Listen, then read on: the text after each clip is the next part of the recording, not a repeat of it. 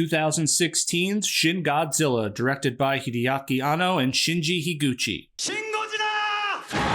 夏はゴジラ! When we last left off, America had once again released its own version of Godzilla. Gareth Edwards and Legendary's film performed well financially, and while critical reception was only relatively positive, it was undeniably stronger than the response garnered by the 1998 TriStar Godzilla. Not only amongst critics, but also with general audiences and dedicated Godzilla fans. Over at Toho, enthusiasm was high following its success. The film's global impact helped expand the brand to a new generation, and its strong financial and critical performance justified discussions of sequels. As a result, Toho's most iconic intellectual property found itself in the midst of a renaissance. A Godzilla-sance. We all know how Toho responded to the 1998 Godzilla, by producing Godzilla 2000 Millennium, in a lot of ways a rebuttal to TriStar's effort.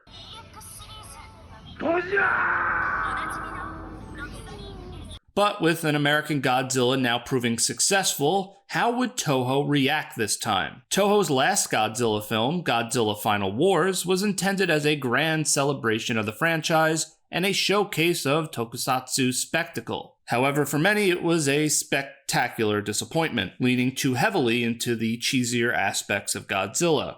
As often noted, the Godzilla fanbase has broad taste. Some prefer a serious tone, others embrace the campy tone, and some are content as long as Godzilla appears. That said, Final Wars faced more than just lukewarm reviews.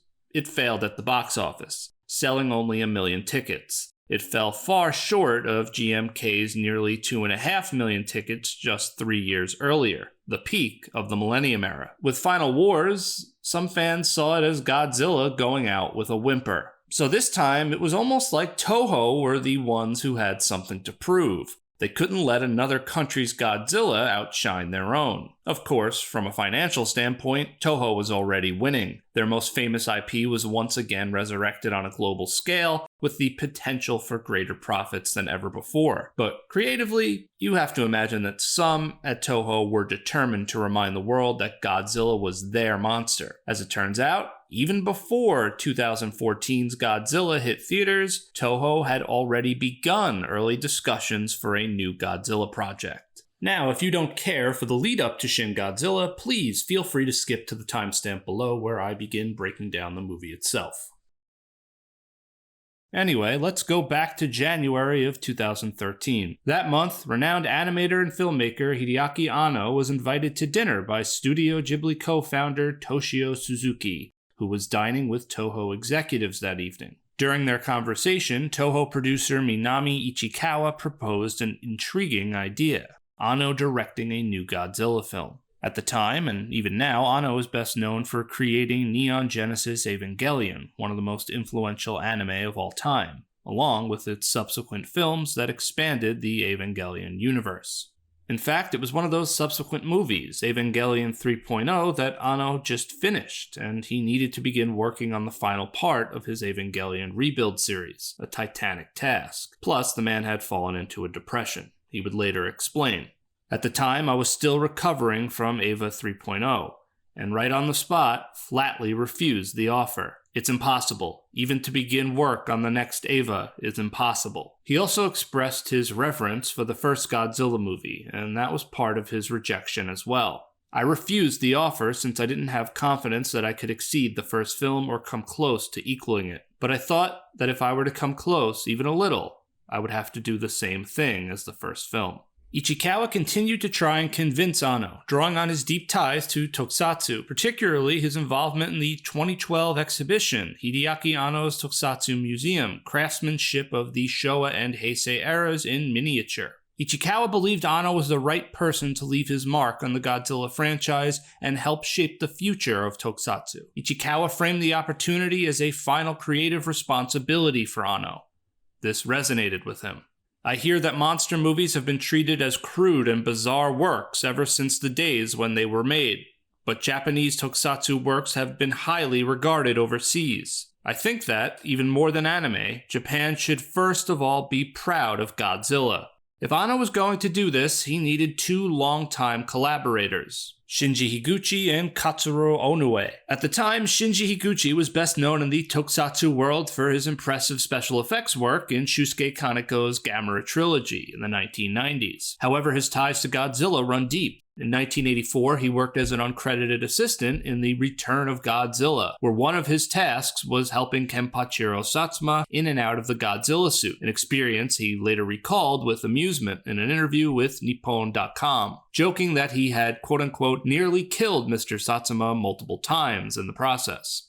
Higuchi also contributed to the special effects of GMK in 2001, further cementing his place in Godzilla history. Katsuro Onoue, another veteran of special effects, had worked alongside Higuchi since the 1980s, including on the Attack on Titan films released around this time. All three men would go on to contribute to Shin Ultraman and Shin Kamen Rider. Ano and Higuchi's history went back decades, both being members of Daikon Films, an amateur filmmaking collective composed of university students in the 1980s. This group eventually evolved into Gainax, the studio behind Evangelion. In fact, the protagonist of that anime, Shinji Ikari, was named after Higuchi. I briefly mentioned one of their early works, 1985's Yamata no Orochi no Gyakushu, in my GMK video, but another notable project that Ano created from this era was Return of Ultraman back in 1983, a parody of tokusatsu and kaiju films. It was an independent screening of that film in Tokyo where Ano and Higuchi first met, marking the beginning of a legendary creative partnership and friendship.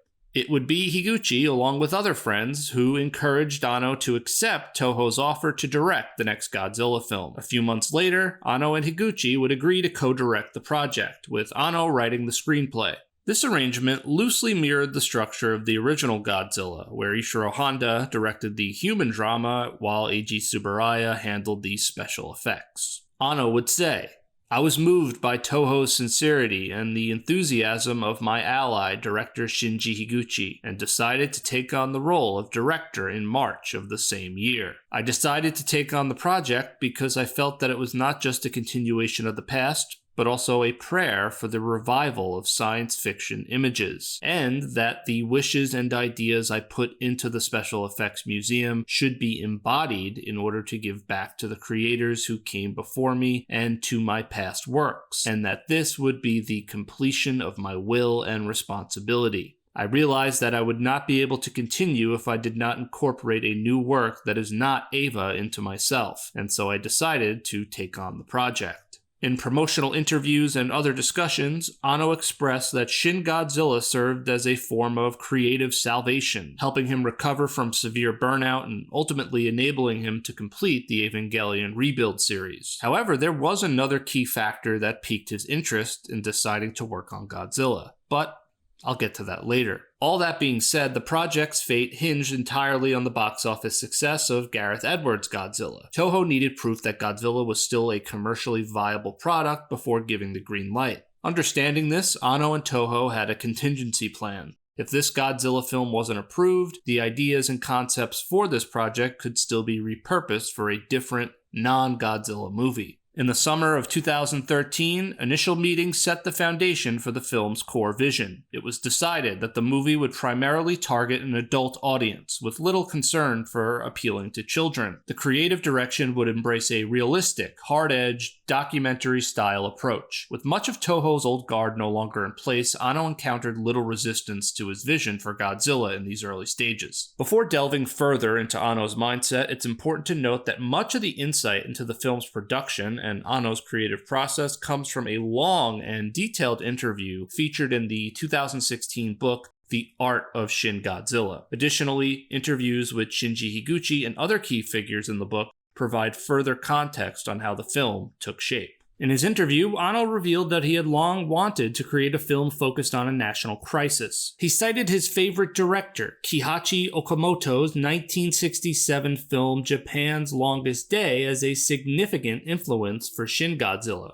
Modern Godzilla fans watching it today would recognize many actors from the Showa-era Godzilla films. The film portrays the final 24 hours before Japan's surrender in World War II from the government's perspective, and so much of the story takes place in government meeting rooms, a stylistic choice that clearly resonated with Anno and helped shape Shin Godzilla's procedural tone. For Godzilla, he felt it was more appropriate to tell the story from the viewpoint of government officials rather than civilians, as crisis management ultimately falls under the government's responsibility. In terms of Godzilla movies that inspired him, he particularly admired the 1984 film The Return of Godzilla, specifically how it incorporated government-focused scenes. The character of Prime Minister Mitamura, played by Keiju Kobayashi, stood out to him, leaving a strong impact. In his view, elements like the Super X were included to engage younger audiences, while the political drama catered to adults. He appreciated how the film struck a balance, offering something for both demographics. From Steve Ryfle's 2025 book, Godzilla, The First 70 Years, there's a quote from Anno describing his mindset further.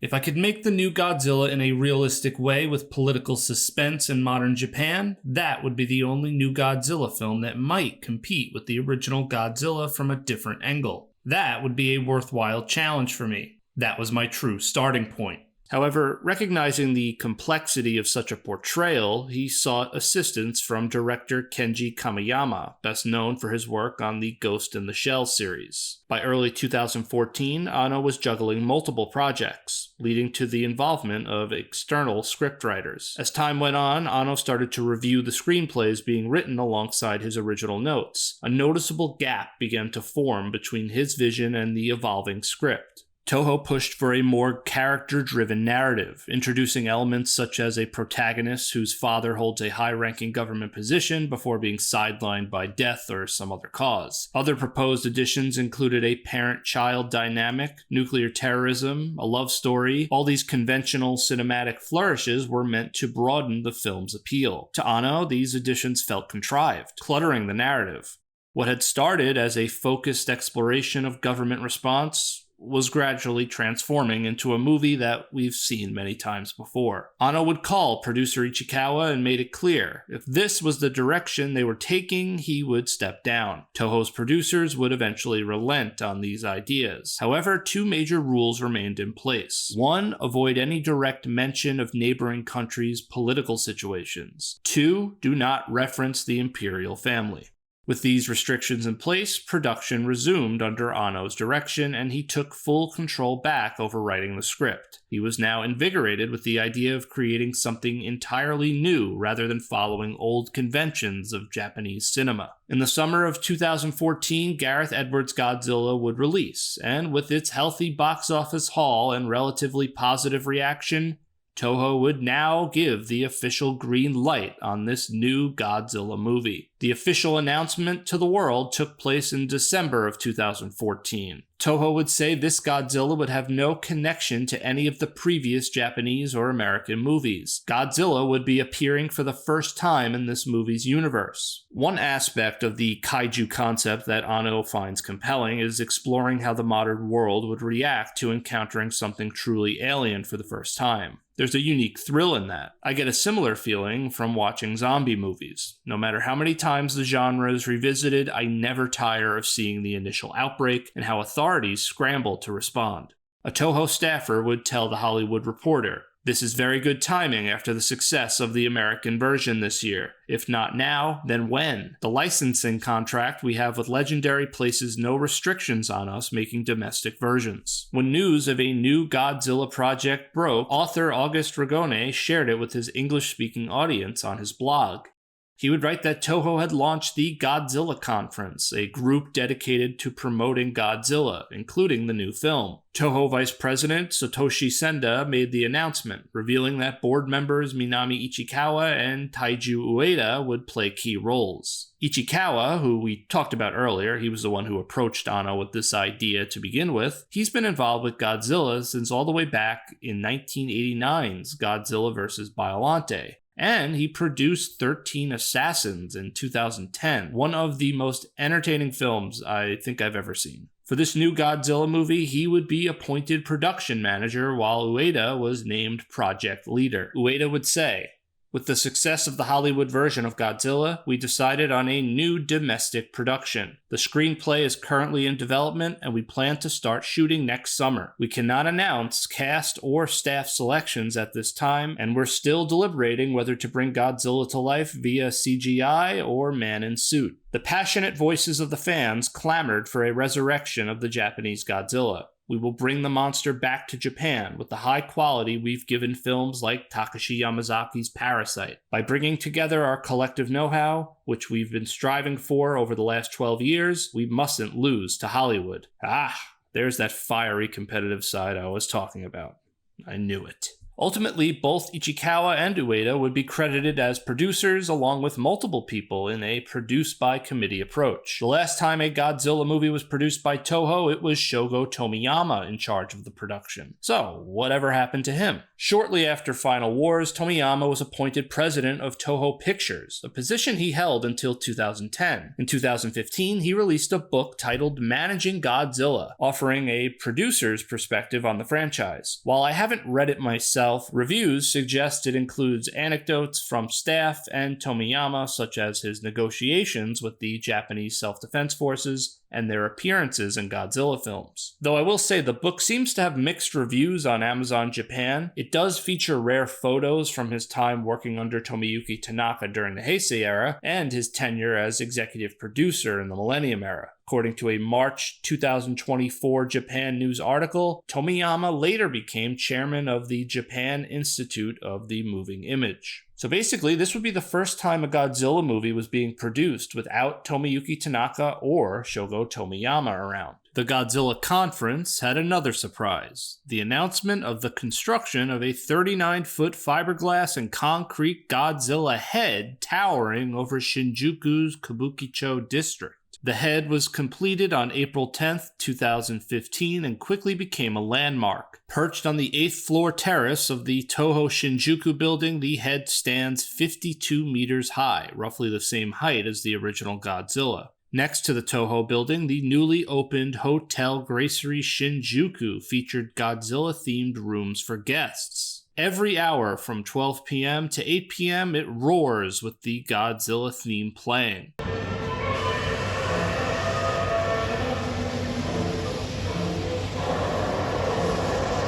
The head's design is based on the incarnation from 1992's Godzilla vs. Mothra, and its base features stone depictions of Godzilla from various films. Directly below is what would eventually be named Godzilla Road, often packed with tourists, like myself, taking photos. That area is also known for some not-so-family-friendly attractions, so if you visit, just, use common sense. Now, if you've watched my videos, you know the Godzilla head appears frequently in this series, not just because it looks cool, but because it holds sentimental value for me. On my first trip to Japan, one of my top priorities was seeing this thing, and it didn't disappoint.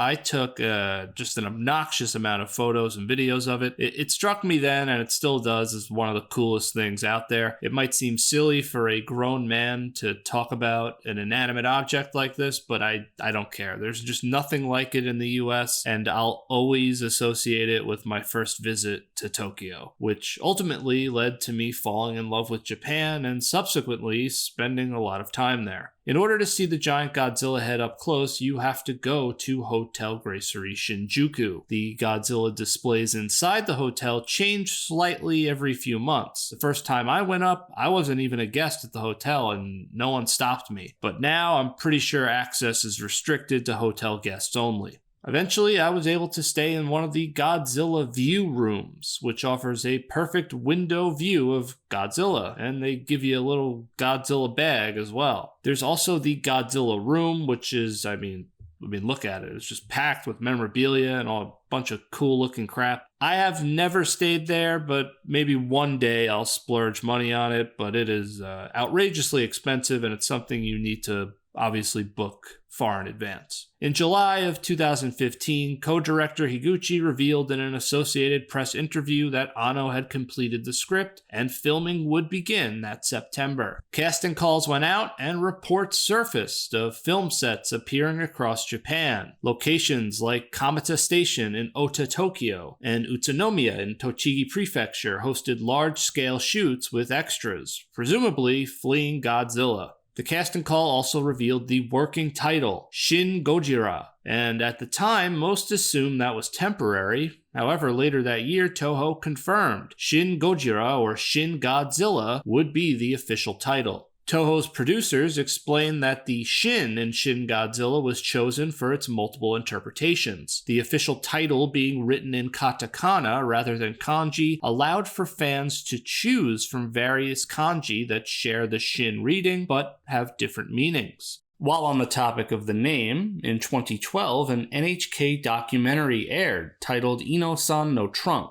basically about opening up a private trunk of notes and papers that director Ishirō Honda kept. One of those memos that sparked interest was one dated on October 15, 1992. It draws interest because it's titled Shin Godzilla, but it's using a specific kanji unlike the Shin Godzilla in 2016. The kanji that Honda uses means new. So really this was just Honda possibly jotting down some notes late in life about a possible new Godzilla project. But the intrigue regarding the memo and Shin Godzilla doesn't end at the name. In the notes, Honda outlined interesting ideas for the monster. A Godzilla that could fuse and change between different forms of matter, along with being able to split itself into multiple organisms.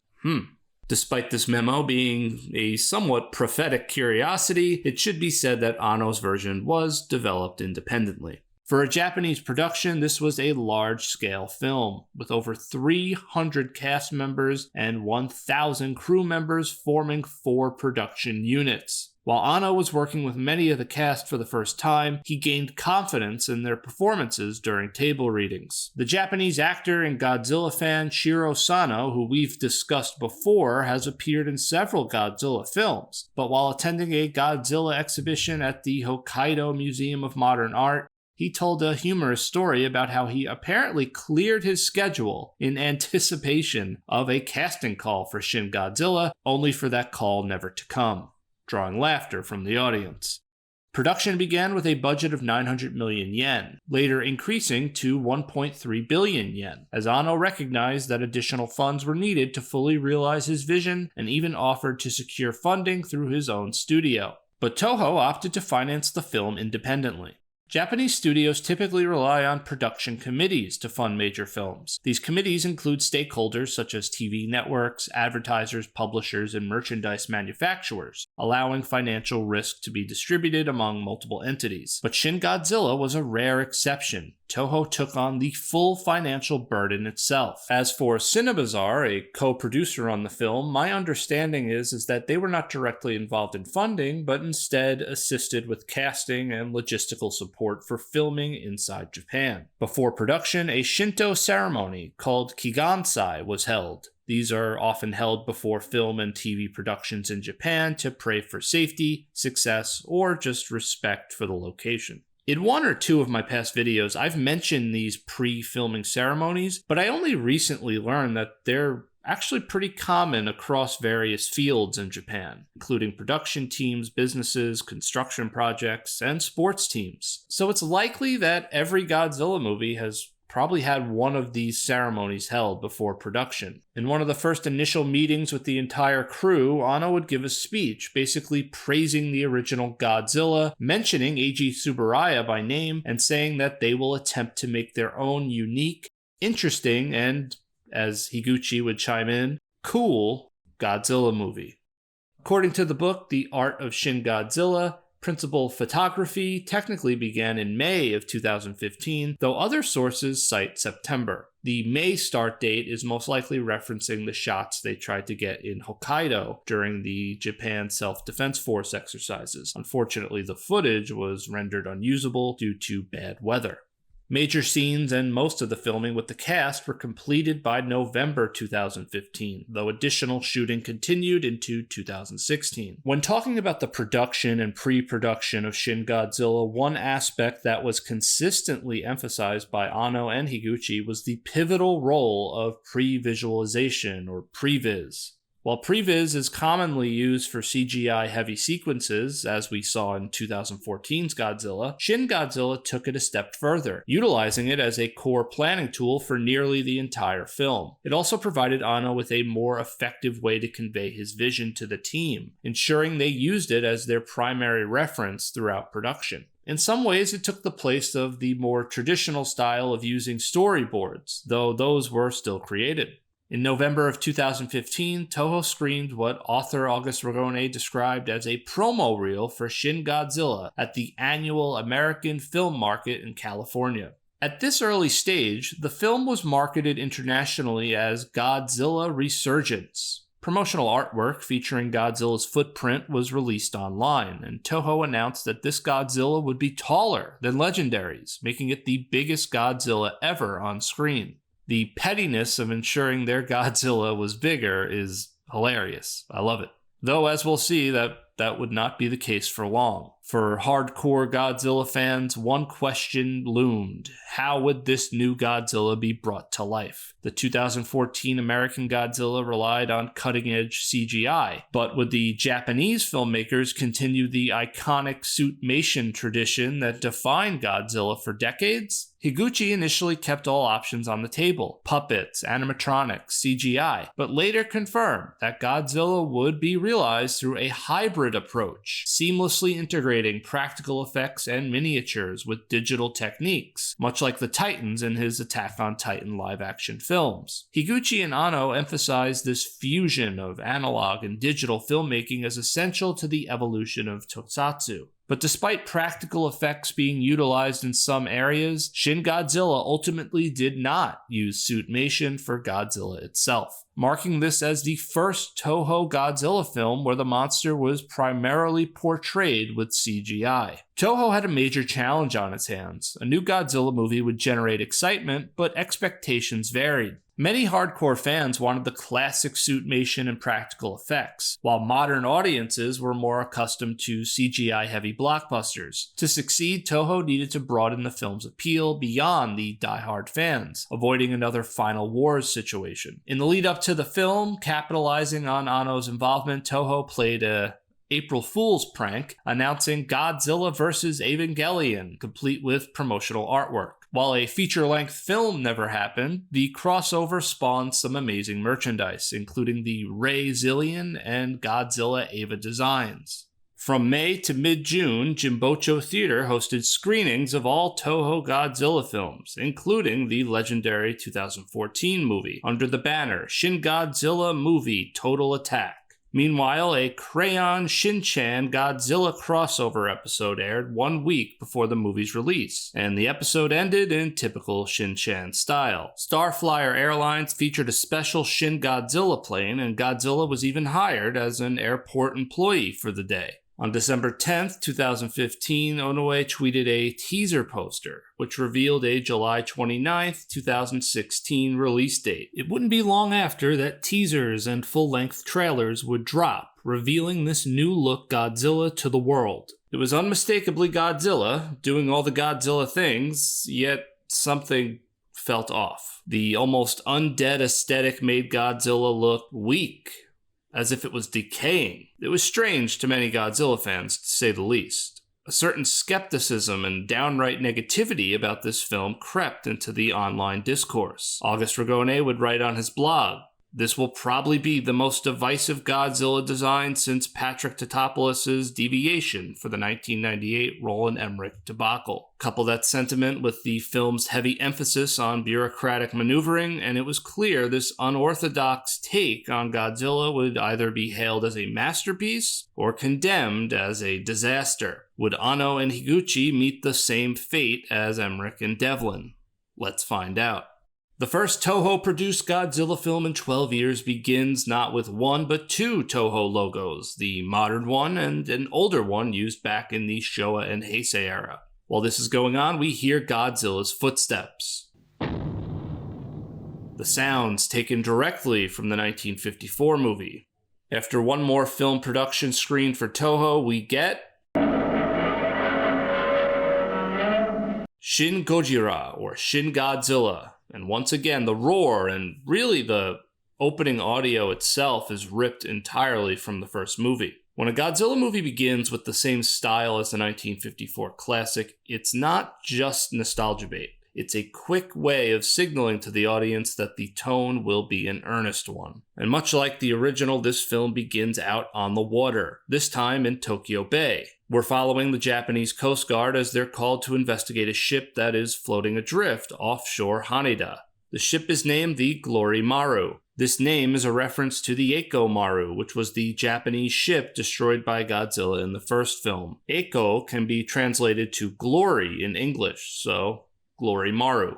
Just out of curiosity, I looked up if the ship's registration code meant anything, and according to the Shin Godzilla Confidential Research Reader, the MJG stands for Mighty Jack, the 1968 tokusatsu TV series created by Eiji Tsuburaya, of which Anno was a fan of. The Coast Guard finds that the ship is abandoned. Some of the things found are a pair of shoes, a book of poems, some documents, and an origami crane. There's then an eruption and a massive plume of steam shoots out of Tokyo Bay. We see a shot of the Tokyo monorail in the foreground and the Tower of Wind or Winds in the background. These are all common sights for people who land at Haneda Airport when traveling to Tokyo. In fact, filming for this part was done at Haneda Airport's International Terminal Station. The team used a lot of aerial footage in the movie, but for these parts it was very challenging as filming was restricted to the early morning because the Aqua Line overlapped with Haneda Airport flight paths. Due to this, these shots were described as the most challenging of the entire production. This unexplained eruption causes a leak in the Aqua Line tunnel. This red liquid, rendered in CGI, pours down on some unlucky commuters. We then shift to Chiyoda City, Tokyo at the Prime Minister's residence. Chiyoda is considered the political and financial center of Japan. Here we're introduced to Deputy Chief Cabinet Secretary Rando Yaguchi, played by Hiroki Hasegawa. When the actor was asked to be in the movie, he gave a response that I believe most Godzilla fans would give. Who wouldn't want to be involved in a Godzilla production? Hasegawa had recently played Captain Shikishima in the Attack on Titan movies that Shinji Higuchi worked on. In fact, numerous actors and crew were carried over from those movies. Hasegawa would also provide quite the assist to Godzilla while promoting Shin Godzilla in front of the Kawasaki Frontale soccer team crowd.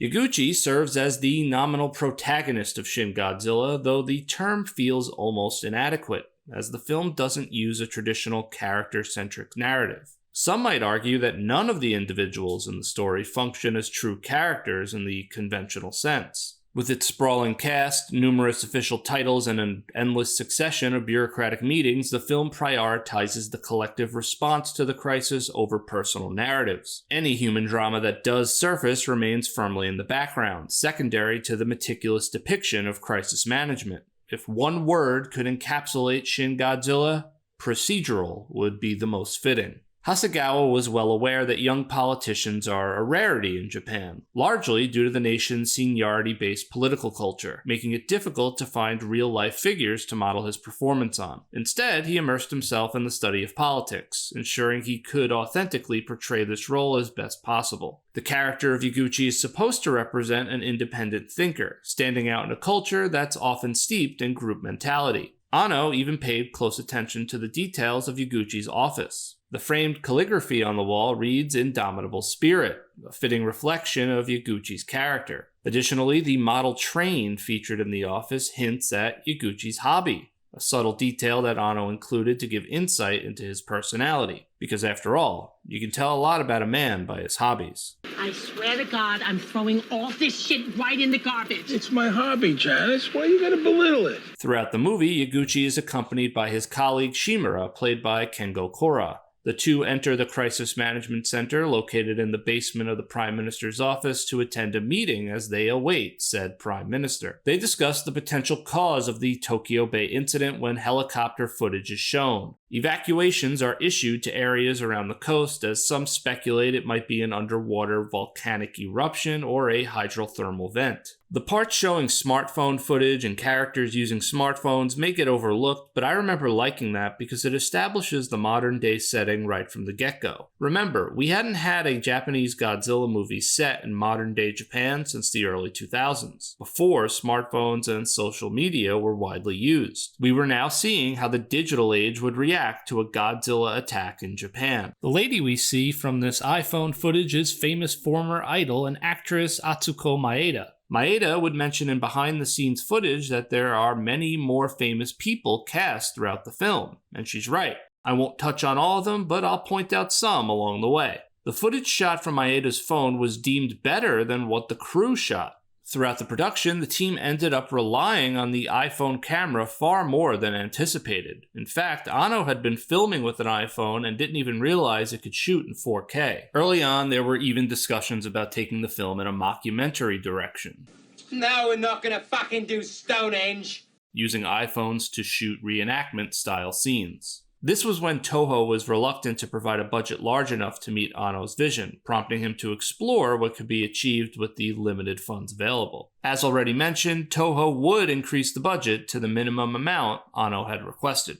The team utilized a wide variety of cameras, including GoPros and the usual high-end cameras like Alexa cameras. Anno also had the team use Adobe Premiere Pro for editing. Usually something like Avid Systems is used for these types of productions, but Anno deemed Adobe more suitable. It's also what I use, and I'm sure a ton of other YouTubers as well. While enjoying their evacuation from the Aqua Tunnel, commuters are frightened by footsteps. Again, this is reused audio from the first movie. Yaguchi monitors social media for footage and sees something emerging from the water. The Prime Minister arrives and a briefing begins in his office. We're now at meeting number 2, if you count briefings as meetings. In this case, I will. The Prime Minister is portrayed by Ren Osugi, a veteran actor whose career spanned decades, beginning in the early 1980s with numerous roles in film and television. Sadly, Osugi passed away just 2 years after this movie's release due to heart failure. In Shin Godzilla, he delivers what I think is an underrated performance as the Prime Minister, convincingly portraying a leader who is serious yet comically unable to be a decisive leader at key moments. The actor perfectly captures the expression of, please for the love of God, someone tell me what I'm supposed to do.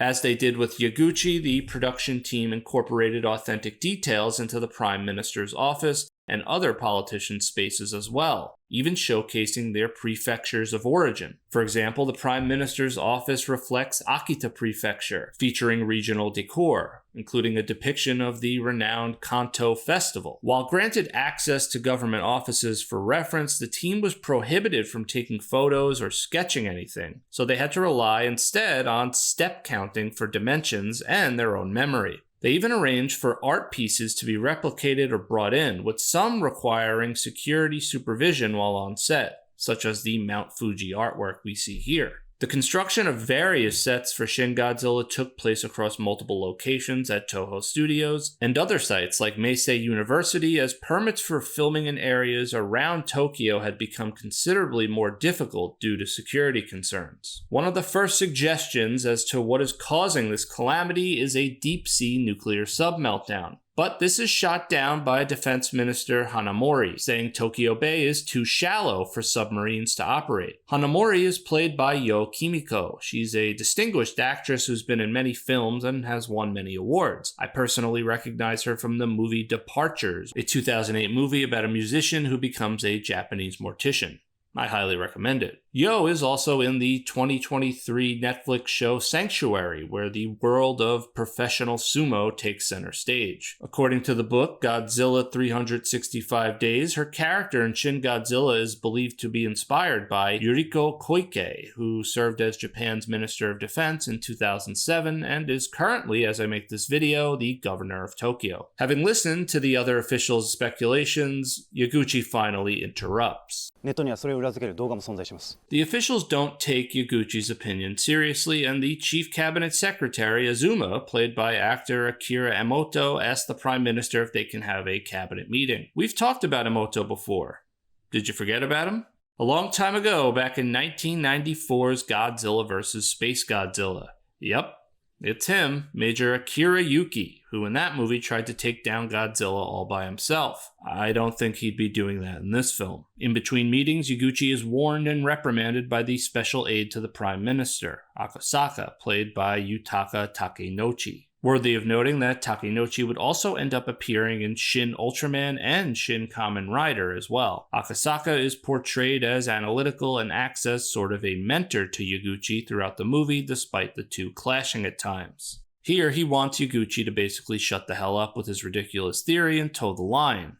I got the idea from these lines that he was partially, if not fully, responsible for Yaguchi getting his current position. And if the rest of the higher-ups think Yaguchi's an idiot, well, that'll make him look bad too. Takenouchi faced the same challenge as Hasegawa when preparing for the role, as there were no real-life examples to draw inspiration from for his performance. Alright, time for meeting number 3. This one is titled Aqua-Lined Flooding in Tokyo Bay Multiple Disaster Response Council. As they discuss flights out of Haneda Airport being suspended, the movie quickly flashes that the following will be omitted, implying the meeting and discussion was much longer, but Anno is doing us a favor and skipping over it. Boy, do I wish he employed this tact later in the movie. As we drop back into the meeting, we find out that the underwater volcano theory is the one they're going with, and that the eruption activity seems to be decreasing. Yaguchi once again implores them to listen to his theory about a creature causing this. He almost sounds like Dr. Mifune from Terror of Mechagodzilla.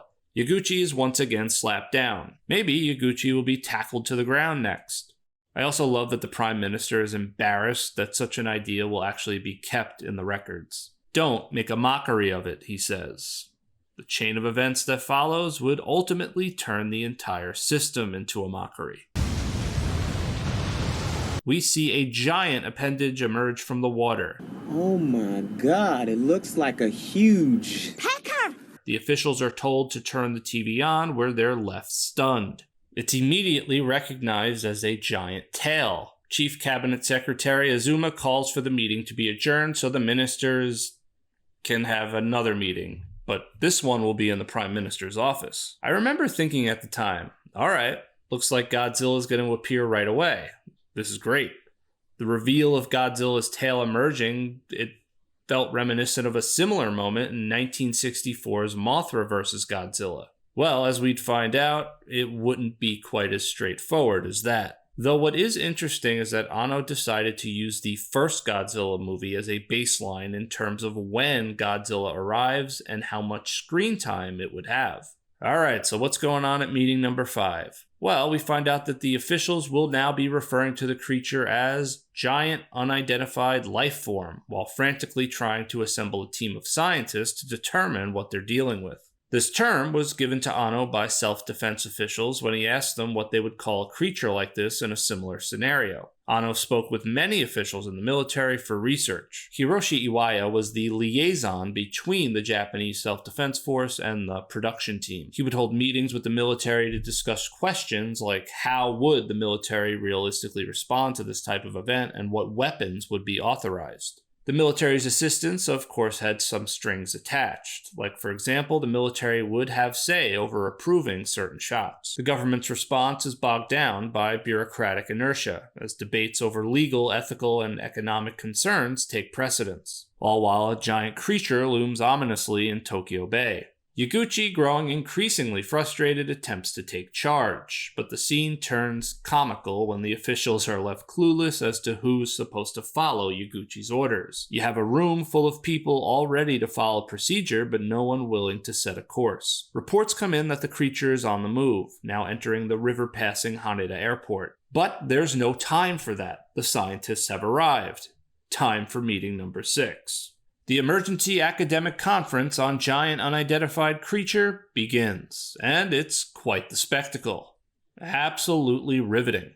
Anno casts several Japanese directors in supporting roles throughout the film. Here, Isshin Inudo, Akira Ogata, and Kazuo Hara play 3 scientists. injecting a subtle humor as they reiterate the same theories already considered by the clueless bureaucrats. A particularly amusing moment comes when Hara's character hesitates to respond, worried that even providing a response jeopardizes his professional credibility. One of the scientists, being more concerned about his personal reputation than what's happening, emphasizes how in government, business, and academic circles, concerns over personal reputation and public perception can influence decision-making and outcomes. The Prime Minister's expression reacting to some of these answers is absolutely priceless. Again, totally underrated performance. There are several points in the film where you just can't help but laugh at the pomp and circumstance surrounding these meetings. Shimura says what we're all thinking. According to the book Shin Godzilla Generation, Inudo and Ogata delivered their lines flawlessly, but Hara struggled, needing many takes to get his lines right. Kind of an ironic twist, considering his character is the one fearing embarrassment. Hara's inclusion feels especially fitting, given his reputation for documentaries that challenge societal norms and explore the lives of individuals who defy traditional Japanese conventions. We see the creature now pushing its way through the Nomi River in Ota City, destroying boats, and the Asahibashi Bridge. The Prime Minister, disgusted, requests more scientists, regardless of their status. Yaguchi asks Shimura to get someone. He states he knows a low-ranking scientist from the Environment Ministry that he can bring in. At meeting number 7, enter the low-ranking scientist, the eccentric Hiromi Ogashira, played by Mikako Ichikawa. Ichikawa began her career as a model, just like her sister, before getting into acting.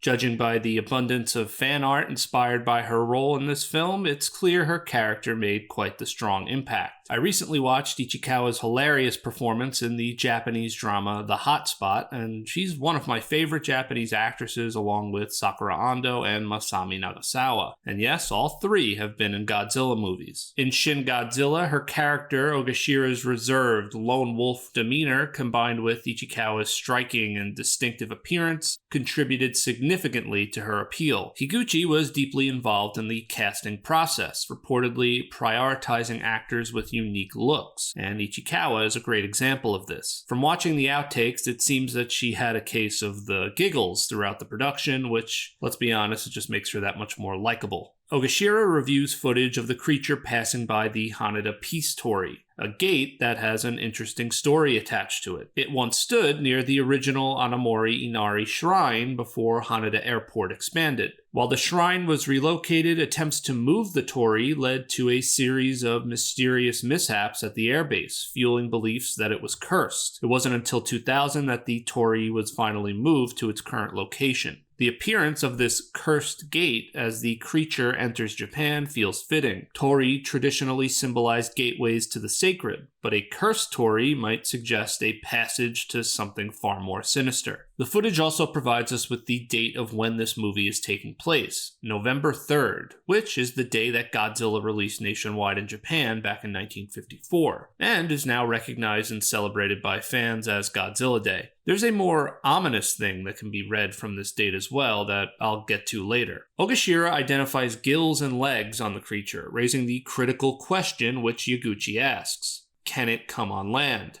While Ogashira believes it's possible, others don't, and a debate erupts, prompting the Prime Minister to seek the opinion of her superior, the Environment Minister. Apologizing for Ogashira's eccentric manners, he sides with the cabinet's consensus that the creature can't come ashore. The stink eye she gets here is tremendous. The minister is played by Katsuhiko Yokumitsu, who fittingly brings real-world experience to this role, having served as Japan's senior vice minister of the environment in 2011. A press conference is called as the creature continues advancing up the Nomi River, destroying boats and everything in its path along the way. We also get another Mighty Jack reference snuck in here. A brief glimpse reveals what looks to be an eye. We also see a sign that says Jack and Sally Cat Clinic, which is a nod to Anno's cats. As a cat guy, I totally respect it. The Prime Minister echoes his expert's assurances, confidently telling the public that the creature cannot come ashore.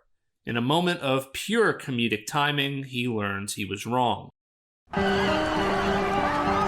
The creature has come ashore Kamata in the Ota ward of Tokyo, sending people into a panic. The The film's early drafts had Godzilla coming ashore at Haneda Airport instead, moving up the Keihin Canal and landing at Shibara before heading towards Shinagawa. However, Higuchi and Onoue's location scouting revealed the Keihin Canal lacked interesting visuals, prompting them to choose a route to Kamata instead.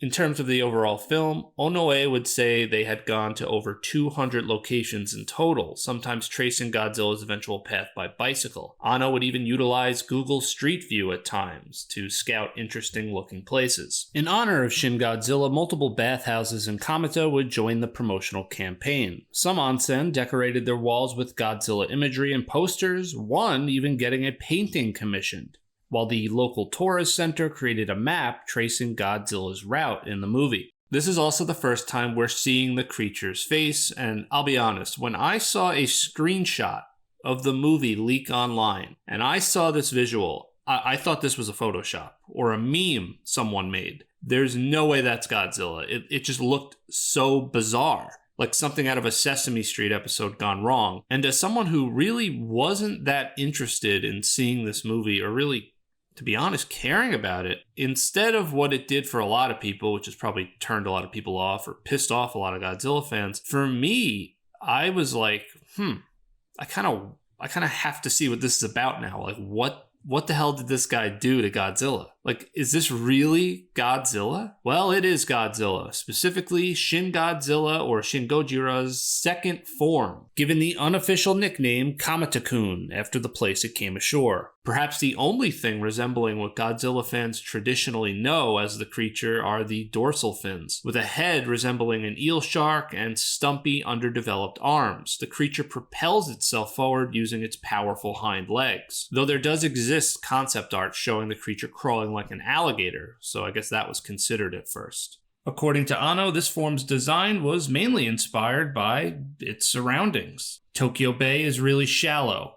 This is how the four-legged stage came up, something that could be submerged in Tokyo Bay. Its eyes are really what made it both oddly comical and unsettling. They resemble the googly eyes you'd stick on crafts in elementary school, giving it a bizarre, almost cartoonish look. For some, it's hard to take this Godzilla seriously because of that. Its gills have what looks like steaming hot blood pouring out of it as it pushes through Tokyo. If you take a look at some of the pre-visuals for this part, it shows the monster chasing people, but in the finished movie, it doesn't seem to pay any mind to humans. Now, I was skeptical when I read this online, but according to the Shin Godzilla Confidential Research Reader, the back of this bus driver's head that we see for 1 second, well, apparently that's the back of Director Anno's head, making a super quick cameo. All the Godzilla design concepts were created by Mahiro Maeda. Before this, Maeda worked on the Heisei Gamera trilogy and helped write the Animatrix back in 2003. As far as his work with Anno goes, he would help design two of the angels in the Evangelion anime and further designs in the Rebuild movies. Regarding the designs in Shin Godzilla, he would say, "We aimed for a design that would evoke discomfort,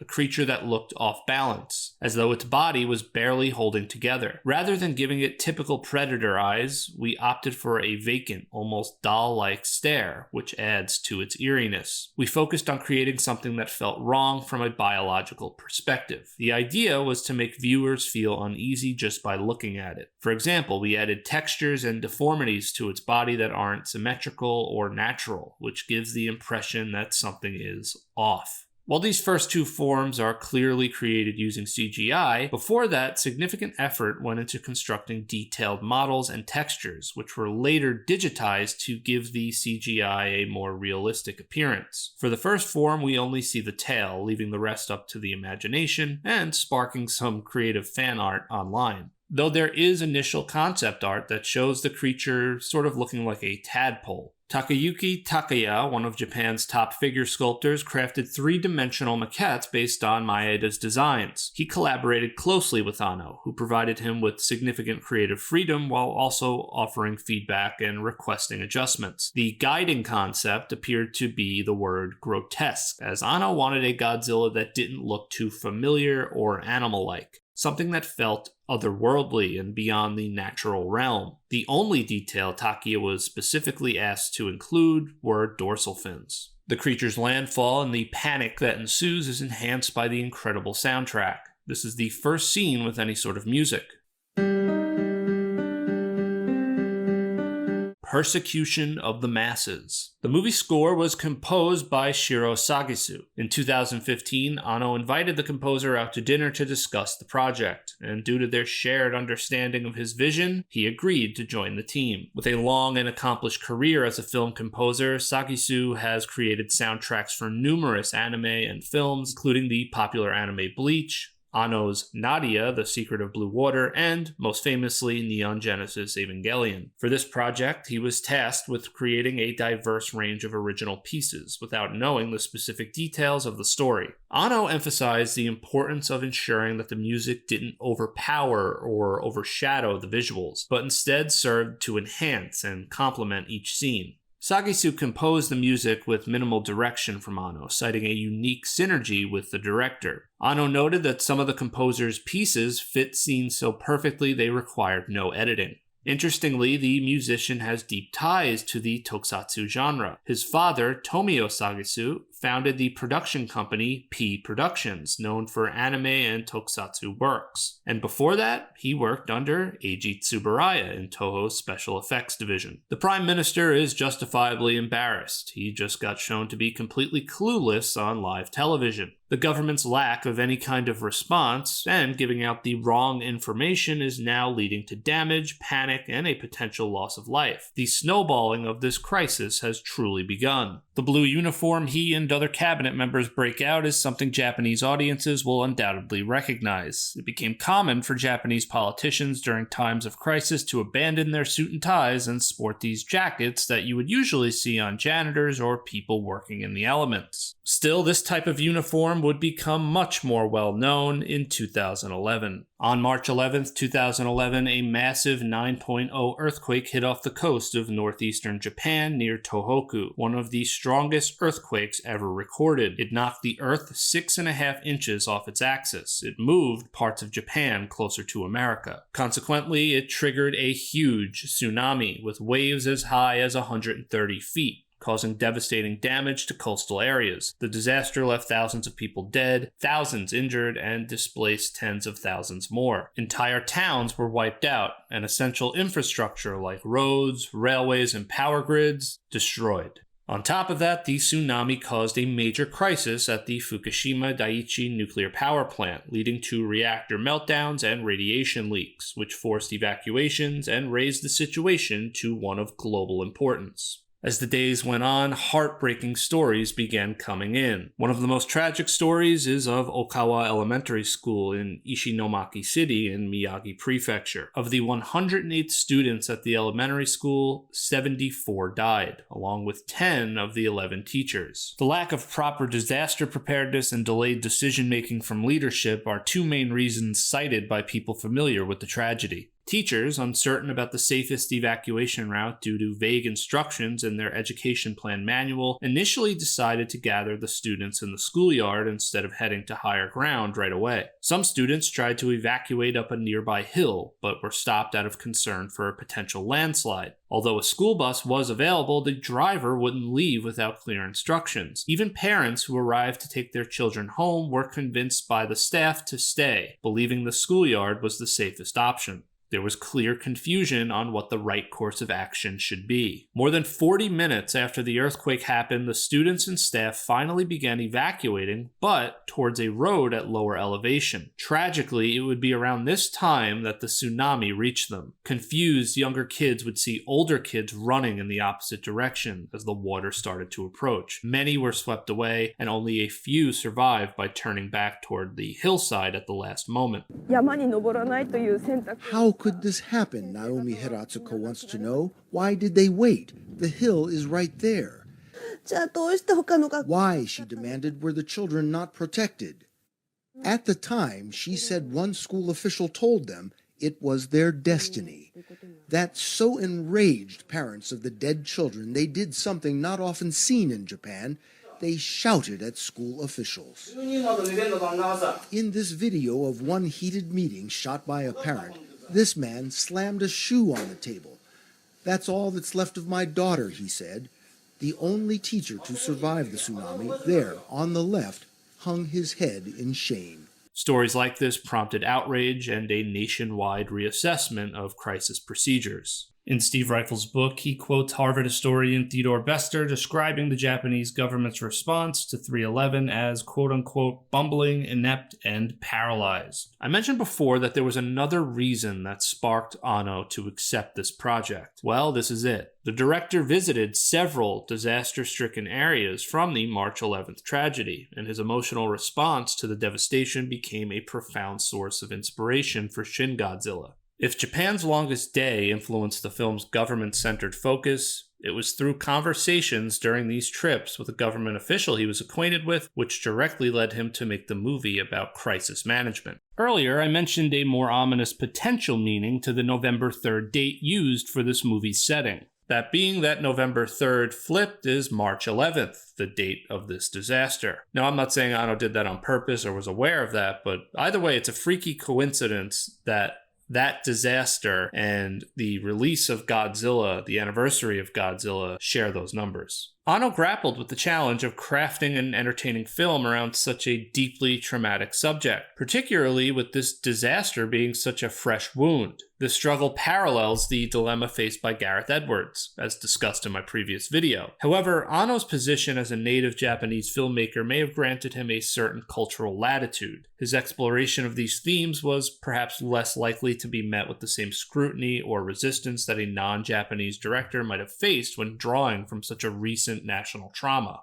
In 1954, Tomoyuki Tanaka's Godzilla served as an allegory for the perils of nuclear weapons and radiation, embodying the profound anxiety that gripped Japan following the Lucky Dragon No. 5 incident, in which a Japanese fishing boat was exposed to fallout from nuclear testing. Likewise, Hideaki Anno's Shin Godzilla functions as a contemporary metaphor, encapsulating modern anxieties surrounding natural disasters and nuclear energy, further intensified by government failure. Once again, Godzilla serves as a colossal canvas onto which Japan projects its collective anguish and fears. Now, all that being said, Anno also wanted to emphasize that while these themes were central to the film, he aimed to highlight the resilience and creativity of humanity when faced with overwhelming terror.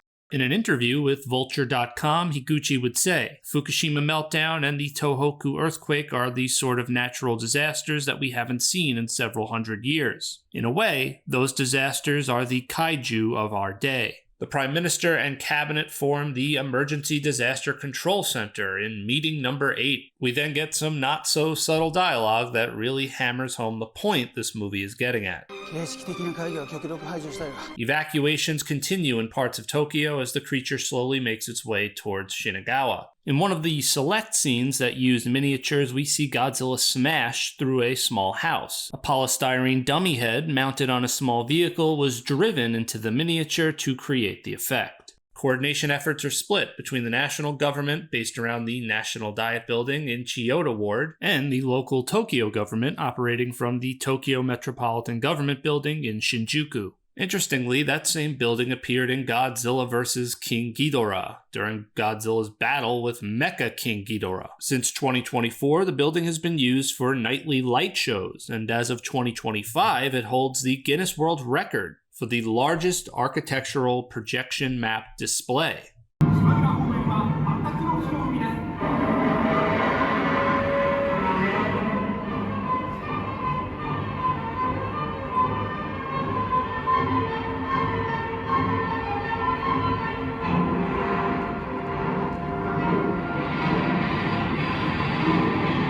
Being able to see a projection of Godzilla at his actual height is a surreal cinematic spectacle, easily one of the coolest things I've seen in Japan. Here we see the Tokyo governor, played by Mitsuyoshi Ken, remark that the manual has nothing to say about this situation. The unwavering insistence on adhering to protocol feels especially chilling in light of the film's dark inspiration, a haunting echo of the teachers at Okawa Elementary, frantically flipping through their manuals only to find no answers. The Tokyo governor, however, proves to be a man of action, giving clear and decisive orders on the spot, something the Prime Minister struggles with throughout the film. An evacuation of Shinagawa is ordered, but due to delays from the Prime Minister's team, time runs out, and traffic jams force some people to abandon their cars. Shinagawa holds a special place in Godzilla history as the first Tokyo district the monster attacked in the original 1954 film. To honor this legacy and celebrate Godzilla's 70th anniversary in 2025, Shinagawa Station unveiled a special display on Platform 1,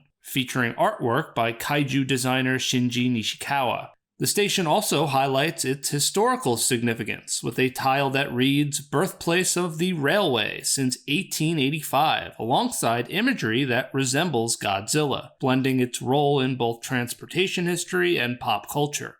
The idea of evacuating even part of Tokyo is almost unimaginable. At the time of Shin Godzilla's release and the making of this video, Tokyo remains the largest metropolitan area in the world by population. Yet, as far-fetched as it may seem, such an evacuation was privately considered during the Fukushima disaster, a move that could have displaced up to 50 million people due to the risk of massive radioactive contamination. Though this scenario was never made public at the time, it was a real conversation that took place at the highest levels. Godzilla's second form slowly makes its way up an apartment complex, where we witness a sad scene of a family seemingly being killed. Despite the film being influenced by tragedy, Anno felt that Japanese audiences, having experienced it firsthand, didn't need explicit depictions of people dying, implying the devastation was enough. So these shots of the fleeing family are essentially one of the only shots showing people meeting their demise, and even here it's more so implied. Anno considered cutting this part as it was independently added by Onoe, but kept it since it doesn't technically depict them dying,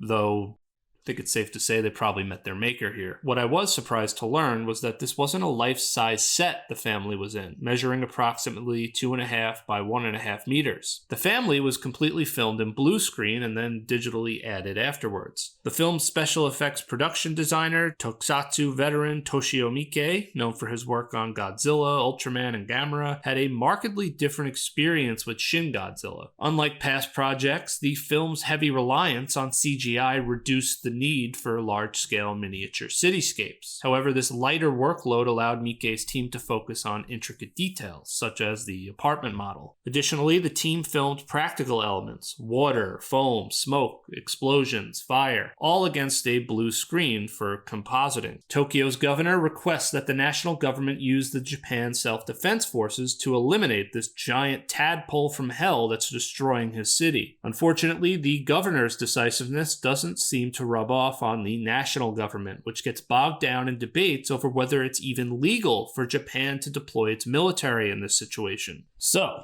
what's the solution? It's time for meeting number 9. The Prime Minister is hit with a barrage of competing suggestions and counter-arguments from the technocrats and politicians surrounding him, each pushing their own view on what the next step should be. While watching Shin Godzilla, you might find it unrealistic or even absurd that government officials hold these lengthy meetings and debate whether they have the legal authority to act while a monster wreaks havoc on the city. Well, the whole point Anno is making is that this isn't unrealistic. It's the reality of bureaucracy in Japan during a crisis. In Japan, the film was promoted with the tagline, "Japan versus Godzilla, reality versus fiction." And let's be honest, real government work is often dry and tedious. So what some see as a flaw in this movie, for Anno, it was the entire point. In classic Godzilla films, government and military meetings obviously exist, but they were typically kept brief, serving as setup before launching into scenes of super weapons, heroic plans, or battles with other monsters. But Shin Godzilla sticks to a hyper-realistic depiction of a government responding to an unprecedented crisis. The only thing outside the ordinary here is Godzilla himself, and the movie sticks to that. There's no sci-fi superweapons like the oxygen destroyer to save the day, just the administrative state grinding forward, slow and procedural. Anno had no interest in recreating the original Godzilla or any other Godzilla movies from the past. He wanted to stick to his unique vision. How many times have you heard Godzilla fans debate whether the focus should be on the human characters or the monster? Anno chooses neither, refusing to be confined by the usual dichotomy. Legal experts who analyzed the film found its depiction of government bureaucracy to be alarmingly accurate under Japan's existing laws.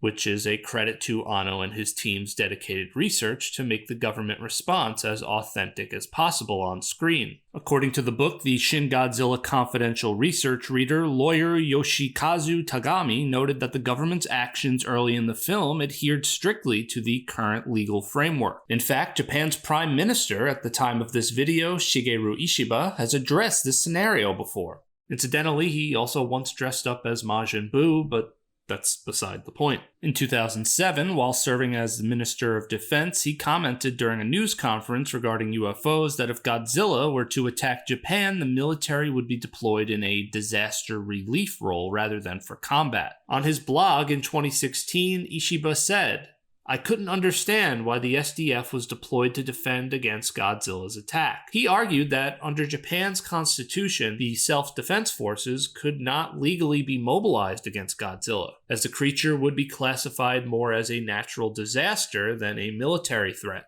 Instead, Ishiba suggested that invoking Saigai Haken, disaster dispatch, would have been the more legally appropriate response. This protocol is used for natural disasters like typhoons and tsunamis, allowing the Japanese self-defense forces to deploy personnel and equipment for relief efforts. Remarkably, a Japanese blogger named Suzuki filed an official request regarding military preparedness for a hypothetical Godzilla attack. According to Sora News 24, in response to this inquiry, the government clerk actually provided Suzuki with a military document titled Legal Considerations for Dealing with Godzilla. I should note that the only source I could find for the claim about the official military document is from Sora News 24. While this doesn't necessarily mean it's untrue, I generally like to see things widely reported, and that part of the story does seem particularly far-fetched. Sora News 24, along with its sister site Rocket News 24, are legitimate publications, but they do have a reputation in Japan for sensationalist headlines. Again, this doesn't mean this isn't real, but I think it's important to point this out. The report concluded that, unless Godzilla were deliberately unleashed by a hostile nation, or for that matter, hostile extraterrestrials, he would legally be considered a wild animal. It's good to know that if the Zillions ever do show up with mind-controlled kaiju, Japan is prepared. In Shin Godzilla, Japan's leader is pressed for immediate authorization. The Prime Minister's incredulous response is perfect. Osugi Ren's performance really should have won an award for comedy. Ultimately, a state of emergency is declared and a quote-unquote pest extermination operation begins. According to Ishiba in his blog, in the real world, the Prime Minister might have faced legal consequences after this crisis ended. This makes it perhaps the only Godzilla movie up to this point where the use of the military is debated to such an extent. Usually it's just a given. However, one recurring theme from previous Godzilla films is also present here: the question of whether Japan should rely on the United States to handle Godzilla. The United States is not mentioned in most Godzilla films, but there are some that address this question given Japan and the United States' very interesting relationship. The idea is quickly shot down by the defense minister, who says even under the security treaty, the United States can only provide support and that the SDF needs to make a move first. It's interesting to note that Shin Godzilla was released during a time when Prime Minister Shinzo Abe and the ruling Liberal Democratic Party had recently reinterpreted Article 9 of the Japanese Constitution. This reinterpretation, followed by legislation passed in September of 2015, allowed the self-defense forces to engage in collective self-defense, enabling military operations overseas to assist allies. These changes were part of Abe's broader push for a stronger, more independent Japan, aiming to enhance its defense capabilities and reduce over-reliance on the US while still maintaining the alliance as a cornerstone of Japan's security strategy. Meeting number 10 is underway, this time at the Ministry of Defense headquarters. It's decided that attack helicopters will be used with the ground forces concentrated on evacuation and civilian safety. Jun Kunimura plays Zaizen, the Joint Chief of Staff. Kunimura played Major Komuro in 2004's Godzilla Final Wars, and as I talked about in my video on that movie, his career spans a long time, and he's one of those Japanese actors that is easily recognizable right away. At meeting number 11, despite the Prime Minister's concerns about potential loss of life or collateral damage, attack helicopters from a military base in Chiba are sent to Shinagawa to deal with this pest. In a compelling moment, Yaguchi warns one of the ministers against overconfidence as they discuss post-crisis measures, subtly drawing a parallel to the hubris of the Imperial Japanese regime and its downfall. Yaguchi's caution soon proves to be justified. Suddenly, the creature stands upright and belly flops to the ground. It's moments after this that we get possibly my favorite moment in the movie. It's one of those moments that gives me goosebumps no matter how many times I watch it. With a mix of horror and awe, they watch as the creature undergoes its shocking transformation into its third form. It lets out a roar that all Godzilla fans will recognize. For that matter, a lot of the sound effects in the movie are pulled from classic Showa-era Toho films. Anno saw the sound effects to be just as iconic as the character itself. Getting their hands on the master copies of these sounds was a bit troublesome though, and they were also concerned that some sounds would come off as flat in modern theaters, something critics would attack the movie for. Initially, Anno had planned to use even more classic music from Rodin and Dogura, but they were eventually left out. Some fans did not like the reusing of sounds and tracks from older movies, but out of all the callbacks, for me, this one works the best.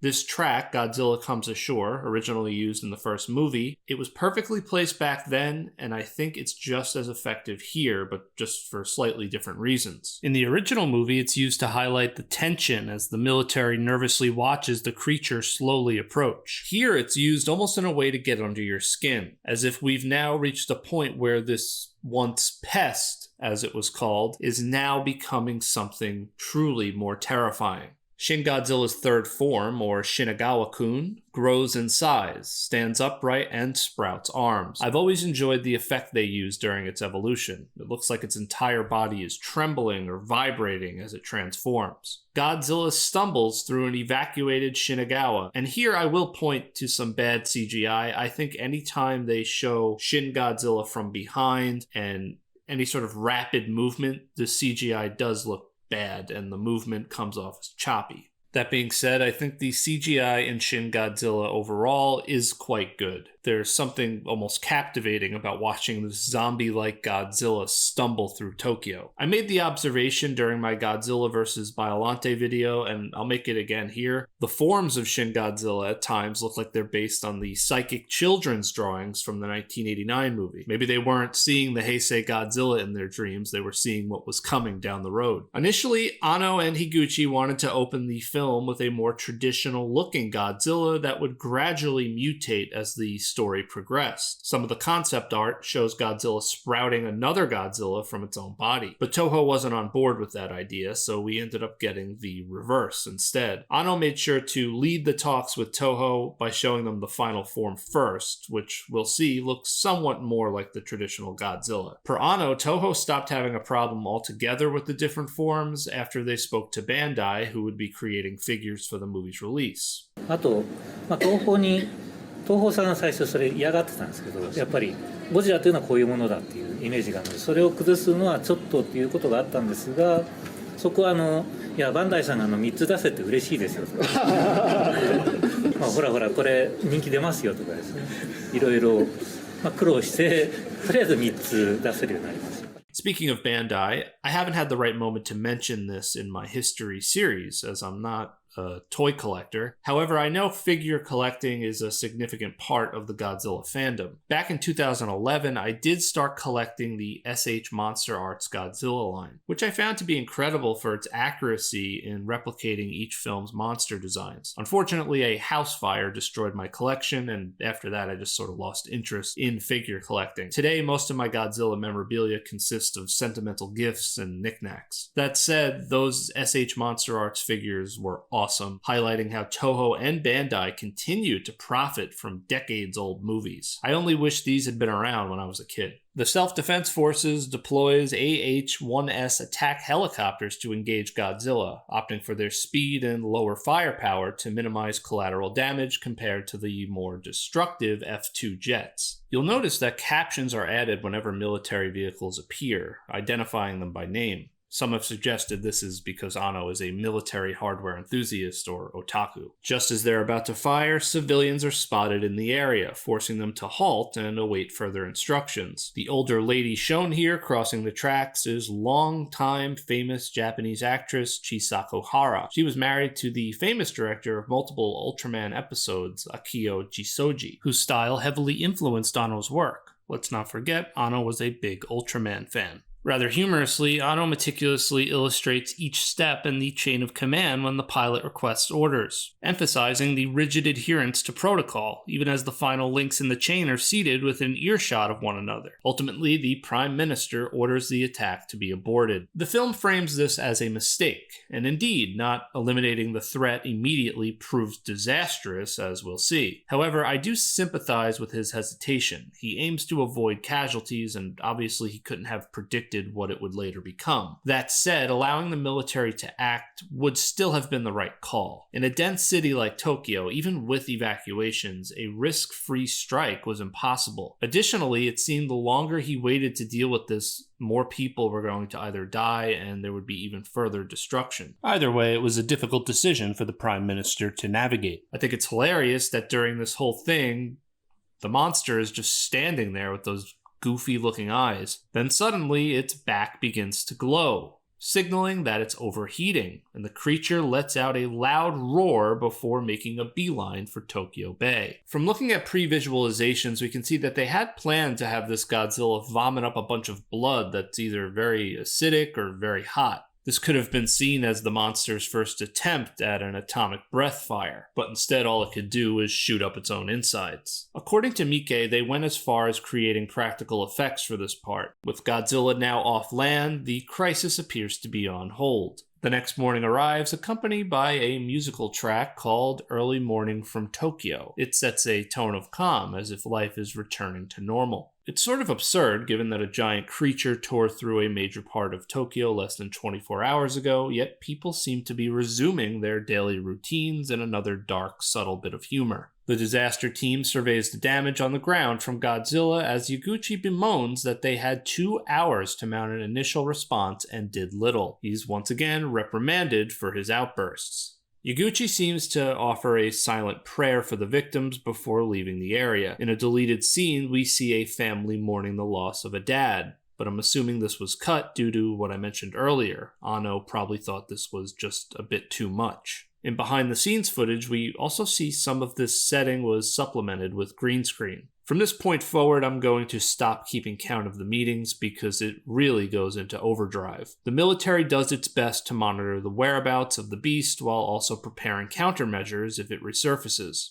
Yaguchi is appointed as the bureau chief of the United Creature Response Special Task Force, given the responsibility of finding a way to stop the creature if it ever comes ashore again. To assemble his team, he enlists the help of Nation First Party Deputy Chairman Shuichi Izumi, played by Satoru Matsuo, who, like many in this movie, was a part of the Attack on Titan films. I really enjoy the moment when Yaguchi's task force is introduced. This group serves as a bit of a reprieve from the stiff, overly formal, and realistic politicians we've seen up to this point. In the script, the task force members are described as loners, troublemakers, and outcasts. Otakus, perhaps. People who don't quite fit in with the traditional system. The casting was clearly done with care to bring that dynamic to life. Yaguchi specifically wants people who aren't afraid to bend the rules and push past the bureaucratic red tape that led to so much inaction during the creature's initial landfall. Throughout their first meeting, music that many people recognize from Evangelion is used, which makes sense since, as mentioned earlier, Sagisu also composed the score for Evangelion. Initially, Anno intended for these meeting scenes to have no music at all, but he would change his mind and decided to add some in to inject more energy.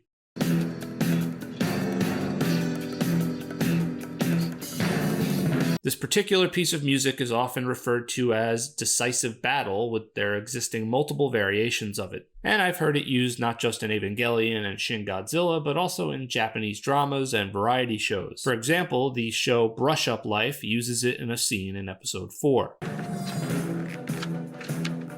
Perhaps this track has become a familiar part of the Japanese mainstream over time. The rapid cuts to different people from various angles also help build intensity, along with the fast-paced dialogue. The director determined every camera angle, ensuring that as many cameras as possible were rolling simultaneously. For dynamic scenes, he employed multiple roaming camera operators, operating footage as if filming a continuous one-shot take. To manage the complexity of the shoot, the production was divided into 4 main units. A unit handled principal photography, B unit focused on special effects, C unit captured monitor footage, and D unit specialized in guerrilla-style shooting. Anno, known for his introverted nature, preferred to immerse himself in the technical aspects of filmmaking rather than engage in prolonged communication. To compensate, Higuchi acted as his bridge to the cast and crew, handling much of the direct collaboration. Despite this delegation, Anno was far more present on set than expected, not to maintain order, but to actively disrupt it. He sought to introduce unpredictability into the process. Introduce a little anarchy. Sort of a paradigm shift, believing that chaos could fuel creative spontaneity. He didn't want this movie to have an overly produced or processed feel to it. Some have compared this approach to his 1998 experimental film Love and Pop, which embraced a raw, unpolished aesthetic. And I'm sorry, but whenever somebody talks about paradigm shifting or corporate terms like that, I always think of the Terry Tate office linebacker bits. But I'm a firm believer in paradigm breaking, outside the box thinking. Hey, buddy. Break was over 15 minutes ago, Mitch! Anno wanted the actors to deliver their lines quickly. He would have them redo the take until they hit his desired tempo. He wanted them to sound like real politicians. This emphasis was so intense that during auditions, performers were reportedly more anxious about meeting his timing demands than anything else. The topic of what is powering this massive creature comes up, and Ogashira suggests nuclear fission, which she is mocked for, but once again, she's proven right, as radiation is detected in the metro area that follows Godzilla's path of destruction. Social media posts quickly flash across the screen. There's a small icon that shows the anime character Cassette Girl, and there's a fun nod to Evangelion, specifically to the popular character Asuka, one of the main protagonists. The username Baka Shinji, or Stupid Shinji, appears, a playful reference to Asuka's famous nickname for Shinji. The users are expressing their fears over the radiation. The United States enters the film when a special envoy from the President of the United States meets with Yaguchi,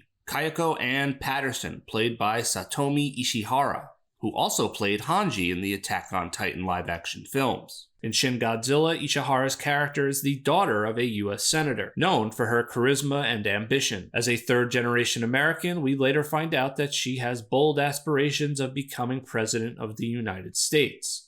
Kayako proposes a deal to Yaguchi. If he can help provide the whereabouts of a missing biologist named Goro Maki, she'll offer his team more intel about the monster. Just US Japan, so win-win. Now, one of the most derided aspects of the movie comes in the character of Kayako, more specifically whenever she speaks English. I rushed to Yokota straight from a party, so I didn't have time to change. She's supposed to be born and raised in the United States to a political lineage, but sounds like she was born and raised in Japan. There are other moments in the film when Japanese characters speak English, and of course they also have heavy accents, but that isn't seen as an issue because their characters are Japanese. It only hurts the plausibility of Ishihara's American character. Ishihara would even say that the English lines were so frustrating at times she wanted to cry. During the promotional tour, the actress spoke candidly about the challenges of portraying this character, admitting that she felt daily pressure to the point of experiencing an uneasy stomach. I can't defend Kayako's English, as it's clearly a misstep on Anno and Higuchi's part. I won't argue that. Perhaps they should have scrapped the use of English altogether, or maybe only have 1 or 2 moments of it. That being said, the moments are relatively short and isolated, so I don't regard it as a big deal. Rather, on this topic, my main complaints are twofold. First, for years, Western characters in these films, sometimes played by people who aren't even professional actors, have consistently given tone-deaf performances. While that's occasionally resulted in some unintentionally funny moments, Got him! Take that, you dinosaur. it's surprising how little this issue has improved over time, and this movie offers plenty of examples. Second, even if Ishihara and the Western actors had delivered their English lines perfectly, the dialogue would still feel off, as it often comes across as awkwardly written. English speaking aside, I like the Kayako character. She adds some style to an otherwise monotone environment. I understand Anno's vision doesn't necessarily call for that sort of flair, but even as someone who likes what this movie sets out to do, I think there being a little color injected into the affair was wise. Also, rather than the United States being this inhuman force that's presence hovers over the movie, the US is given a human face in Kayako. The actress would even provide suggestions on how Kayako should dress and made sure to be overly expressive. It serves to highlight the cultural differences between Americans and Japanese and how they approach things and handle themselves. At one point, Akasaka points out that Americans prioritize performance over age, a subtle jab at Japan's tradition of placing a high value on seniority. For that matter, there are a few more subtle digs at this cultural norm throughout the film. Once again, Anno has produced a work that will have fans battling over who the quote-unquote best girl is. Some things never change. So, who is this Goro Maki that Kayako needs the whereabouts of, and why does that name sound familiar? The name has appeared before in both the Showa and Heisei eras. It first showed up in 1967's Son of Godzilla, where Goro Maki was the protagonist, a reporter. The name popped up again in 1984's The Return of Godzilla, where the protagonist, also named Goro Maki,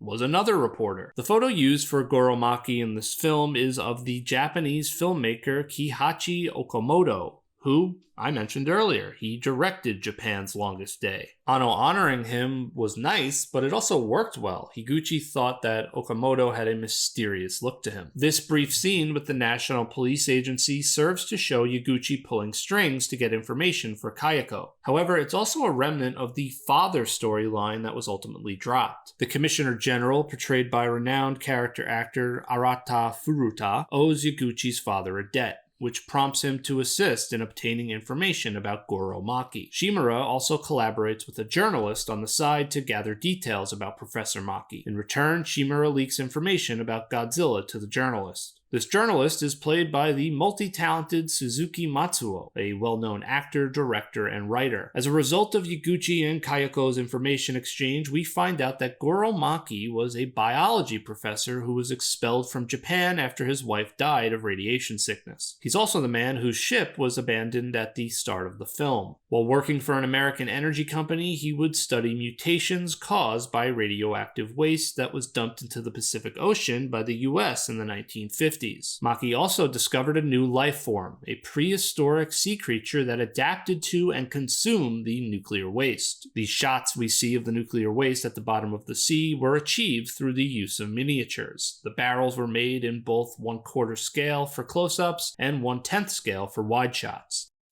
Godzilla. Maki named the creature Gojira, a name that in this movie comes from his fictional hometown, Odo Island, where it means incarnation of God. In Godzilla lore, Odo Island is referenced in multiple movies, but appears in the first film as the place where Godzilla is initially spotted. The Americans would prevent Maki from publishing his research and gave the monster the name Godzilla. In the Art of Shin Godzilla book, there are in-universe documents about the mysterious Goro Maki. The notes from the scientist are a theory of the creature's origin. This is similar to how we came to understand the original Godzilla. That monster's in-universe origin is also just a theory from Dr. Yamane. The documents left aboard Goro Maki's boat include what appears to be a suicide note reading, "I did as I pleased. Now you do the same." Among the items found is a copy of Spring and Asura, a poetry collection by renowned children's author Kenji Miyazawa. Written during the aftermath of his sister's death, the poems reflect his evolving emotional state throughout the grieving process. This may suggest that Maki, having lost his wife, found a personal connection to Miyazawa's sorrow. Anno wanted the Goro character to be somewhat of a maze or mystery. He is sort of this specter that haunts the entire movie. Personal service. Kayako provides Yaguchi's team with a molecular schematic of Godzilla for analysis. By studying samples from Godzilla's previous appearance, the team learns that the creature contains newly formed elements and possesses 8 times the genetic information of a human. Unlike typical organisms, Godzilla has the unique ability to self-mutate, rather than evolve over generations. In some ways, Shin Godzilla is like the monster Hedorah from 1971. Yoshimitsu Banno's influence on the Godzilla Godzilla series continues. Eventually, the team concludes that Godzilla returned to the ocean because the nuclear fission in its body generates immense heat, and it needed water to regulate its temperature. They also deduce that Godzilla likely has a built-in blood cooling system. Theoretically, they propose that by injecting a blood coagulant, they could force Godzilla into a state of reactor shutdown mode to stay alive, effectively having the monster freeze itself. Yaguchi then instructs the team to prepare an operation to freeze Godzilla, tentatively named the Yaguchi Plan. Now that the creature has a name, Godzilla. 巨大不明生物をゴジラ some in Tokyo start praising Godzilla as a god itself. There's a humorous scene where the team bonds by essentially agreeing that Yaguchi smells bad and needs to take a shower. We've all been there. Additionally, there's a brief cameo by actress Hairi Katagiri, known for playing eccentric and memorable supporting characters in dramas and movies. Just as Yaguchi's team is starting to feel good about itself and its work, and the movie is starting to have a somewhat positive tone,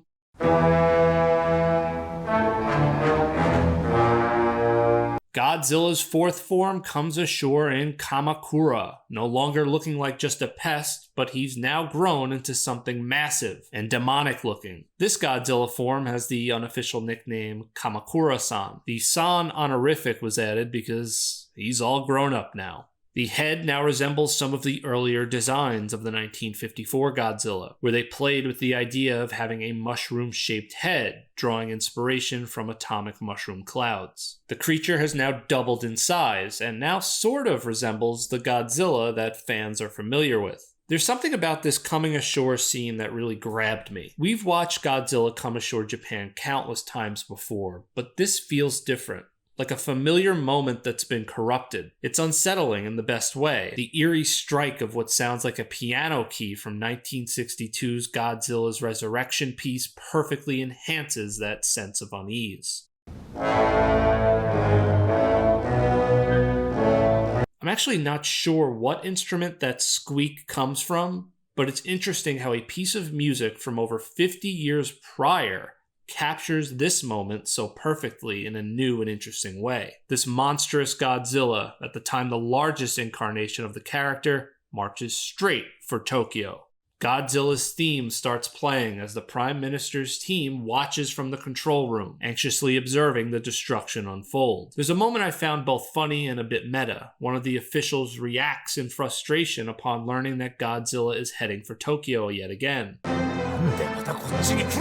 It made me chuckle, as the "why does Godzilla always attack Japan" question has been joked about amongst fans for a long time. And here, Shin sort of takes a page from 2001's GMK with that line. Kamakura was picked as the location for this second coming ashore scene because Anno knew the area well and found the look to be distinctly Japanese. And I have to agree, this shot here, for example, you could have a painting made of it. It's beautiful. Godzilla's fourth form, like its previous stages, was rendered with CGI, but it also incorporated motion capture. While the film didn't use traditional suitmation, it did feature stage actor Mansai Nomura performing mocap work. His involvement was kept secret until the film's release, with Higuchi later explaining that they wanted Nomura's kyogen, a form of traditional theatrical movement, to infuse Godzilla with a sense of humanity. This approach served as a subtle bridge between CGI and classic suitmation techniques. To help him embody the role, Nomura requested a Godzilla mask, which the production team provided to help him get into the right mindset for his movements. Weights were also tied behind the actor at times to capture the slowness of this Godzilla. Anno prioritized creative flexibility over adherence to a single technique. Early in production, an animatronic Godzilla was created, but ultimately it was abandoned and not used in the final movie. Apparently, the movement of the machine failed to meet Anno's expectations. Opting for full CGI allowed for greater freedom in animation, enabling a more lifelike and unrestricted performance. CGI also made large-scale destruction sequences more efficient and cost-effective compared to traditional miniatures. Higuchi, recognizing the demands of modern visual effects, embraced CGI as the most effective way to realize their vision, aiming to create the most terrifying Godzilla that Japan's technology could produce. He collaborated closely with the production company Shirogumi throughout the process. Special effects director Onoe, who had previously worked with Higuchi on the Attack on Titan films, shared responsibilities with him. Higuchi oversaw the film's overall visual effects, while Onoe focused more on practical effects. I don't know what it is, but I have such a hard time saying this man's name. Onoe. I could say it like that, but then when I'm speaking, I also say Onoe. I feel like this is what I get for making fun of Jason Witten as a broadcaster all those years ago. Shirogumi primarily handled the CGI for Shin Godzilla, with a core team that included veterans from Attack on Titan and Stand By Me Doraemon. The studio was chosen in part due to VFX producer Tetsuo Oya's familiarity with their production system. This Godzilla design was reused in 2022's Shin Ultraman for the monster Gomez. Even the shot in the movie is nearly identical. And this is a nod to the fact that the original Gomez in Ultra Q was portrayed using an old Godzilla suit in its first episode. With the Yaguchi plans still not completed, the SDF is called in to stop Godzilla. It's noted that targeting the creature's body with explosives could risk releasing radioactive material, so the focus is on hitting its legs and head. Personally, I'd just send Yuki out there, but hey, that's just me. The Prime Minister issues the command, stop Godzilla at all costs before it reaches Tokyo. That's the spirit. Now we're getting into the old swing of things. You're just supposed to send the military out there. They're going to get their ass kicked. This is how it works. This is what we're supposed to do. Let's go. Operation Taba has commenced. The production team got a lot of cooperation from the Ministry of Defense and the Self-Defense Forces, with some vehicles and equipment appearing in the movie, though the majority are created with CGI and composite imagery. The first wave of attack consists of AH-1S helicopters and AH-64D Apaches, while F-2 jets, artillery, and Type 10 tanks form the secondary line of defense. Once they get the green light, the helicopters open fire with their 20mm Gatling guns. Finally, they're going to attack this thing. But Godzilla's skin is far too tough for the rounds to penetrate. Next up, the Apaches take their shot with 30mm guns. For all the complaints about the team using old sound effects from the Showa era, I'm assuming the sound effects here of the bullets bouncing off the monster are new? Well, regardless, I love the sound effect. With bullets not working, they escalate to missiles, all aimed at its face. Surely that'll do something, right? Nope, Godzilla is unfazed. Next, tanks, rocket systems, and artillery unleash a relentless barrage on Godzilla. And I have to say, the wide shots that capture the city, Godzilla, and the military units all in one frame are beautiful. The Tama River was chosen for the second line of defense for its wide embankments. The Operation Command Center was set at Tamagawa Sengen Shrine, while the interior tent scenes were filmed on a Toho Studios set. A very intriguing decision to have the Operation Command Center set in a shrine. The idea that they are now fighting a god itself. They can use all the spiritual help they can get. The CG models of vehicles were created by one man, Kazutaka Sugiyama, a huge fan of putting together plastic models, so this was probably a dream come true for him. An actual Type 10 tank was used here, though, with a GoPro attached during the spinning maneuver it makes. Playing one of the tank operators is actor and director Takumi Saito. He would go on to star in Shin Ultraman and play a role in Shin Kamen Rider. When doing research, Anno would attend the Fuji General Firepower exercise to get good footage for reference of tanks. The shots of jets taking off from Misawa Air Base feature real footage filmed for the movie, with simulated bombs attached. But the team would digitally alter the dummy bombs that the planes had. A camera was placed in the cockpit to capture some inside footage, but the shots of the jets in the air were rendered using CGI. The jets drop laser-guided bombs. But just before detonation, you can see Godzilla's eyes are shielded by something, a translucent, metallic-looking membrane. And then, for the first time, we see this Godzilla directly retaliate. After advancing without reacting, it seemingly kicks or throws part of the Maruko Bridge at the tanks, echoing the original film's bridge-flipping moment. At this point, both the film and Godzilla evolve into a classic monster movie scenario. The military unleashes everything, only to find it futile. With the assault proving useless, the Prime Minister calls off the operation, allowing Godzilla to continue its march toward Tokyo. There's a scene that was removed where, after halting the operation, the Prime Minister goes nuts. Renosugi gets to show off his acting chops here.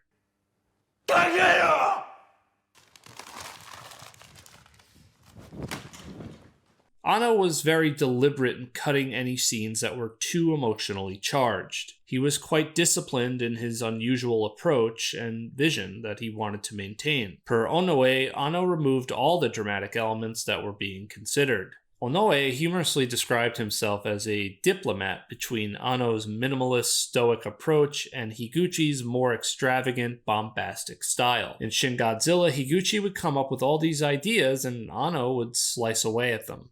Onoe wondered if this made the actor's job difficult, but ultimately he thinks it's remarkable that a movie so devoid of emotion left such a deep impression on people in the end. Very true, man whose name I am having a very difficult time pronouncing.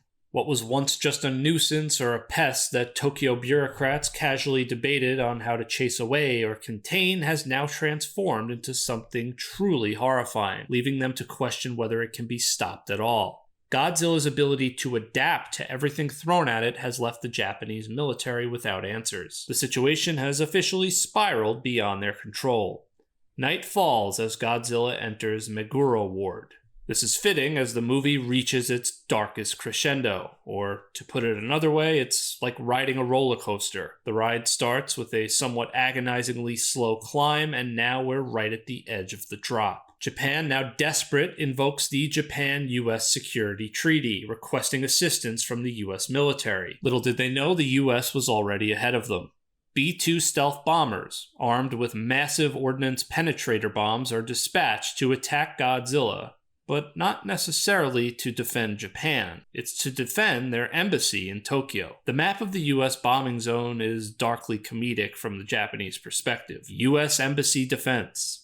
Basically bomb everything that isn't the US Embassy. Godzilla historian Steve Ryfle had this to say about the way the US is portrayed in the film. Shin Godzilla portrays the US in a less than flattering light, as an overbearing giant willing, as some real-life Japanese leaders have worried, to sacrifice Japan to protect its own interests. The scenes of people frantically scrambling to evacuate, the gridlock traffic, and even a poor guy stuck working at the Bic camera store all work together to heighten the tension. A fun detail in the Bic camera store shot is that one of the TVs has the manga character Ochibi-san on it, created by Anno's wife, Moyoko Anno. This also serves as a humorous nod to the fact that some TV stations in Japan are known to be reluctant to interrupt scheduled programming for news alerts. Ochibi-san also appears as one of the profile pictures in the social media part earlier. Though many decades have passed since World War II, the historical weight of US bombers potentially leveling parts of Tokyo can't be overlooked. From the Japanese perspective, this isn't an easy decision to make, but with the devastation caused by Godzilla so far, they're left with no other option. This mirrors the Japanese government trying to handle the Fukushima meltdowns after the earthquake and tsunami, with international organizations and other countries also getting involved and essentially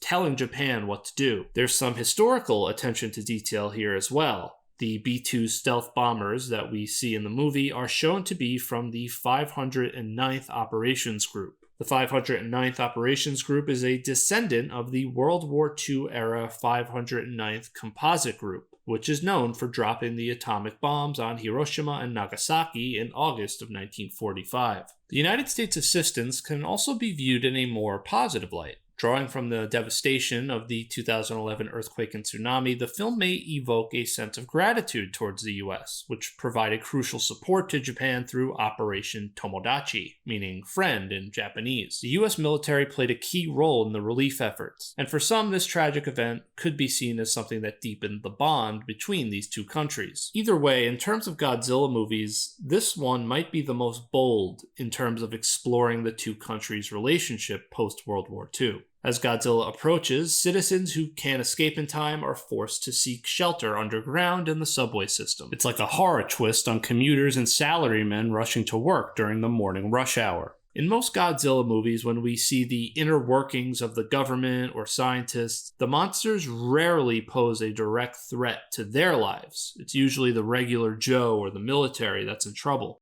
The Prime Minister and other leaders are typically far away, observing the events from a large control room filled with monitors. But here, things take a different turn. We're told the Prime Minister must evacuate because his residency is directly in Godzilla's path. Godzilla is coming straight for the nerve center of Japan's defense, much like Majin Buu learning how to sense power levels and finding the lookout in Dragon Ball Z. It's an unnerving event. Initially hesitant, the Prime Minister agrees to let the Tokyo governor handle the crisis while he evacuates. Yaguchi's team soon follows, and in one of the rare moments of subtle levity as everyone is frantically leaving the office, we see Ogashira calmly packing her things, totally unfazed. This is one of those small moments that, despite the dry approach to the humans, they do still have some fun with the characters. The US military manages to penetrate the skin of Godzilla, causing it to bleed and cry out in pain or anger. This might be the only time the monster shows any sort of emotion or anything that we can interpret as emotion. Most of the movie, it has a sort of lifeless presence. Regarding the portrayal of the US military, since the production did not receive any cooperation from the US, the depictions are based on footage filmed outside US military facilities, along with CGI and government publicity materials. Though discussions were held with Yokota Air Base, no footage could be obtained. Yokota Air Base is a military base utilized by the United States Air Force and Japanese Self-Defense Force. As Yaguchi assists citizens in evacuating to a nearby subway station, he notices Godzilla beginning to glow with an ominous purple light. A new, terrifying chapter in this Godzilla's story unfolds, as it's revealed that this creature not only is capable of evolving into new forms, but it can also develop new abilities in response to threats. Godzilla unhinges its jaw, the lower half splitting in two,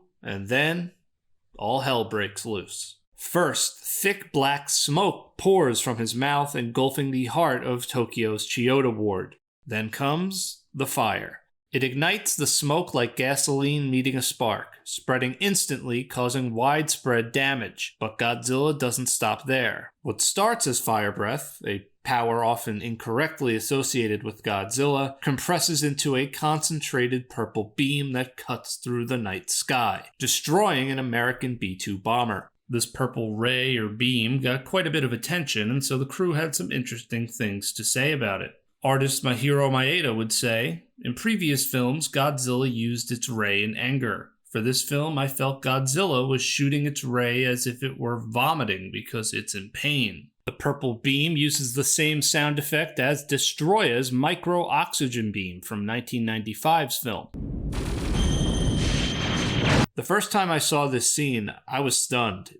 It actually freaked me out. Watching large portions of a metropolitan area get obliterated so quickly is truly unsettling. Godzilla's destruction is usually slow and methodical. This was a jarring uptick in the speed of which I'm used to seeing Godzilla cause damage. For lack of a better description, it just freaked me out and captivated me at the same time in a way a Godzilla movie never has. And isn't it funny how when discussing the trailer for this movie, I said Godzilla looked weak?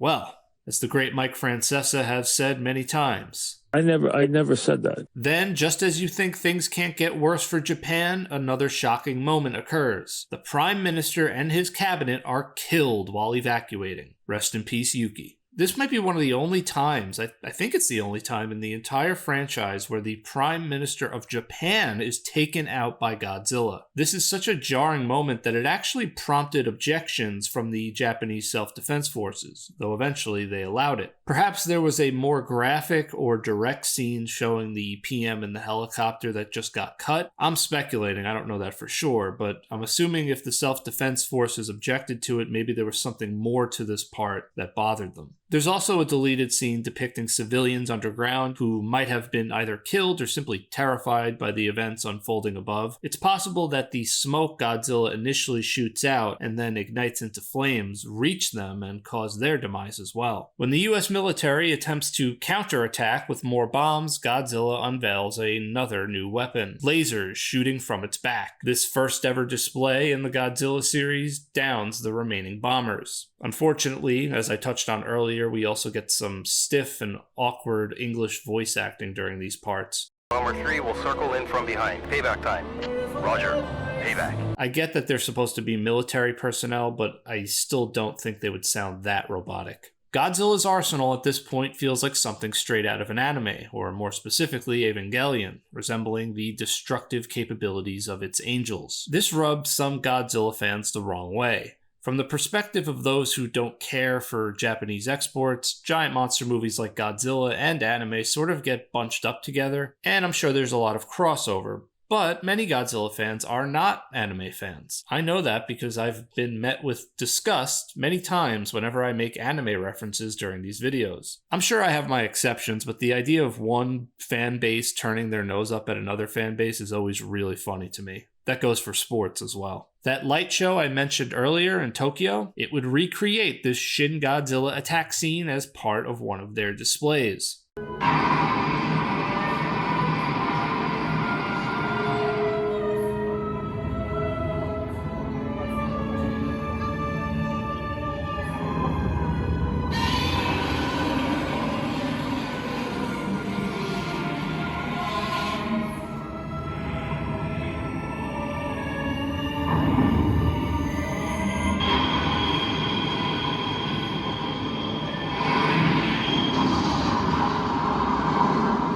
Hamamacho, Shimbashi, and of course, Ginza. Sorry, Ginza, you're never safe. All go up in flames. There's a certain power to seeing the team whose goal it is to stop Godzilla now reduced to hiding underground like everyone else. Nobody is safe from this creature. We're then left with an unforgettable shot of destruction. Godzilla staring directly into the camera with hellfire raging behind him, before finally going dormant right in front of Tokyo Station. You can see visual echoes and stylistic references to Higuchi and Anno's 2012 short film Giant God Warrior Appears in Tokyo. Both Takayuki Takeya and Katsuri Onoe worked on that project as well. Interestingly, Onoe later remarked that his experience on that film made him question whether practical effects were even viable anymore. In a way, Anno and Higuchi's team has undergone a tokusatsu journey over the last few years, moving from Giant God Warrior to Attack on Titan and now finally Shin Godzilla. Through this journey, they refine their hybrid approach, seamlessly blending CGI with practical effects to create a distinct visual identity. The song that accompanies this devastating scene is titled Who Will Know?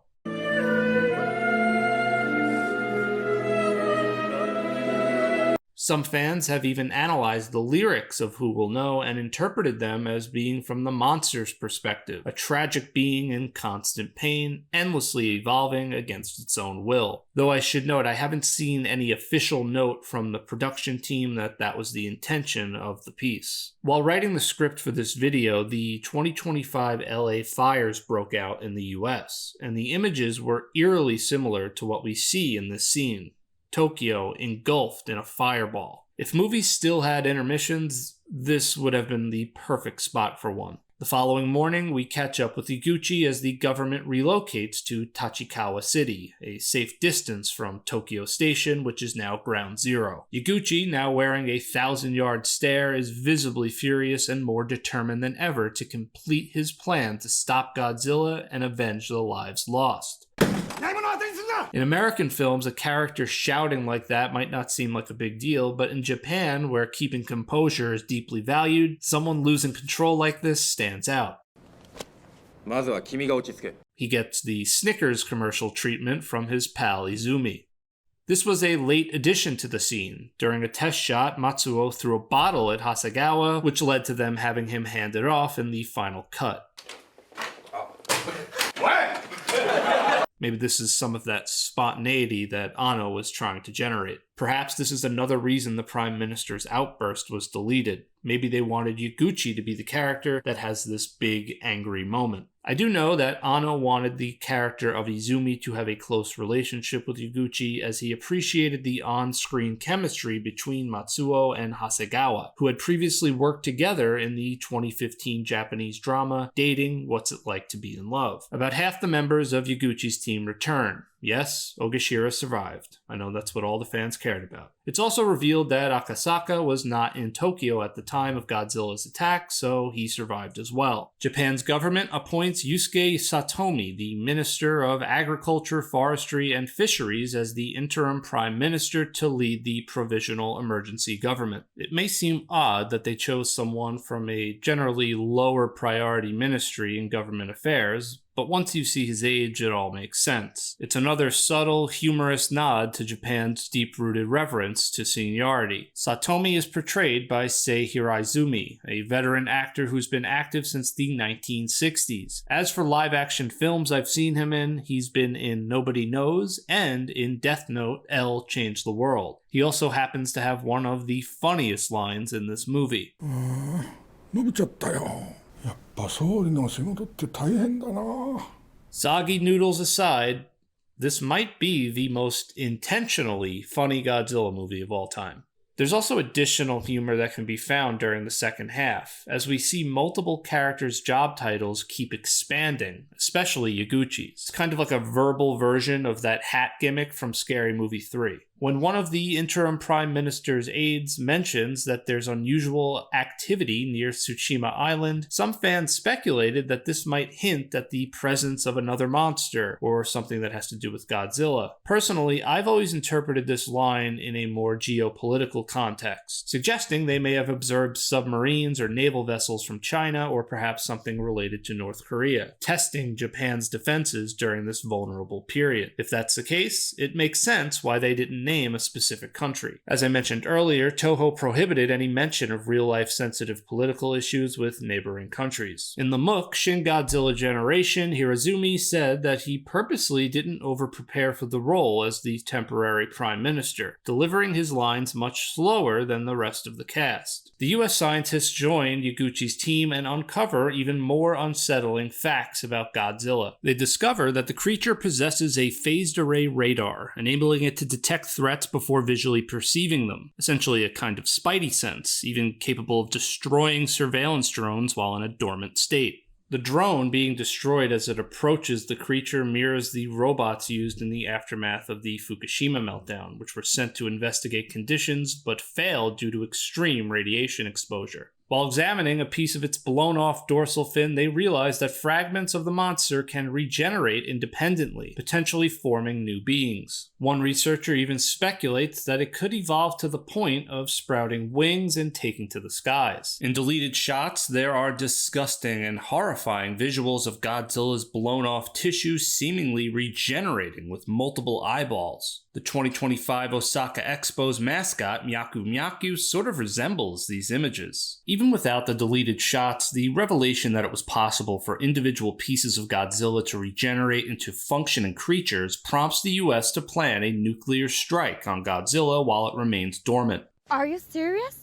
They give Japan a 2-week window to evacuate Tokyo, with the strike scheduled for the day before Godzilla is expected to become active again. We've already discussed the historical significance of bombers over Tokyo, evoking memories of the firebombing raids during World War II. Now, with the prospect of nuclear weapons being used on Japan once more, the stakes have been raised to their absolute highest. This despair is conveyed through the character of Kayako, who is resolute in her determination to prevent a third A-bomb from being dropped on the land of her grandmother, who was an atomic bomb survivor, or as the Japanese call them, Hibakusha. The film quickly shows two significant images: the Hiroshima Prefectural Industrial Promotional Hall, known today as the Hiroshima Peace Memorial or Atomic Bomb Dome, and the Sano Shrine's one-legged torii in Nagasaki. These visuals serve to underscore the gravity of the situation, reinforcing the emotional weight of Kayako's resolve for those who might not fully grasp the depth of her words. I also wondered if a nuclear blast would be enough to kill this Godzilla. The US plans to use a B-83 nuclear bomb, which is one of the most powerful weapons currently in the United States nuclear arsenal, with a maximum yield of 1.2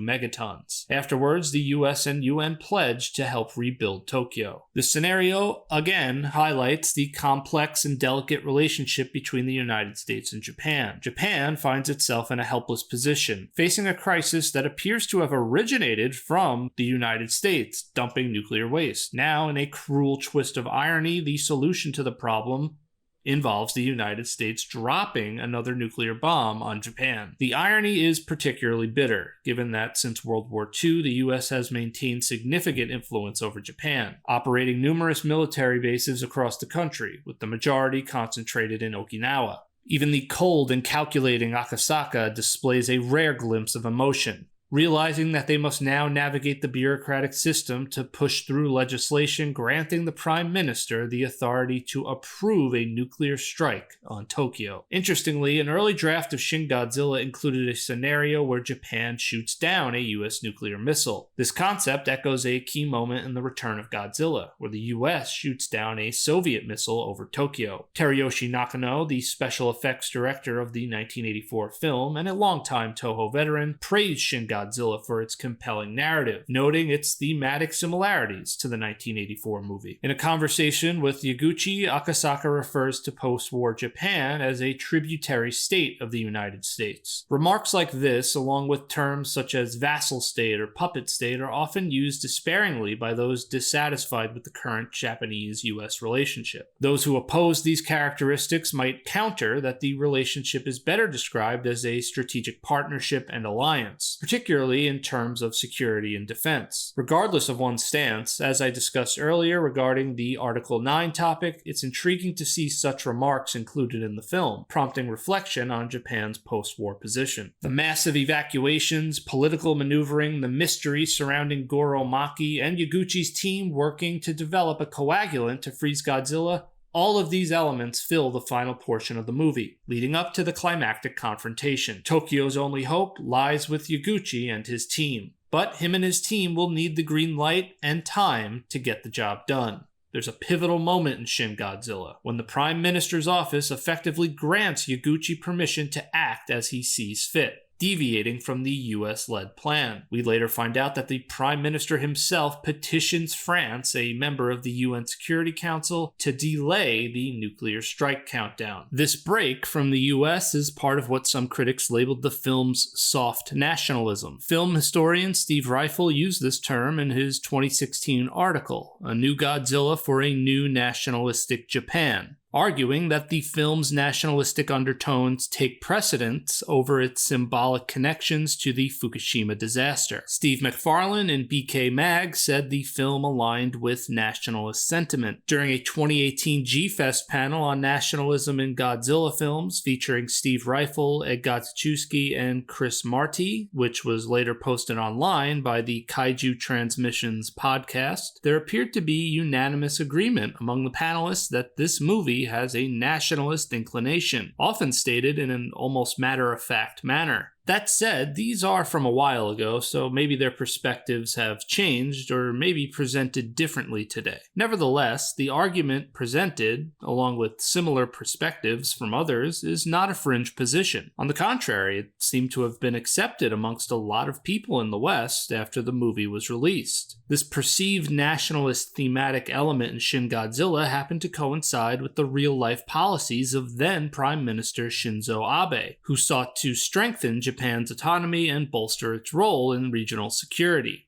His administration emphasized expanding the self-defense forces and reducing the country's dependence on the US military for protection. Abe himself praised Shin Godzilla, stating, "I heard that the chairman of the Joint Staff Council and members of the self-defense forces appear in the film and are depicted as being very heroic. I think that Godzilla's popularity is rooted in the unwavering support that the public has for the self-defense forces." Despite all of this, Anno himself took a more measured stance regarding the film's message. While acknowledging that his personal philosophy and aesthetics naturally influenced the film, He insisted that his approach was more documentary style, rooted in thorough research of crisis management and government rather than a deliberate push for a specific ideology. Much like Kihachi Okamoto's Japan's Longest Day, the 1971 film The Battle of Okinawa was another influence on Shin Godzilla and a major influence on Anno in general, incorporating a similar documentary-like style. Likewise, Higuchi didn't interpret the film through a political lens either.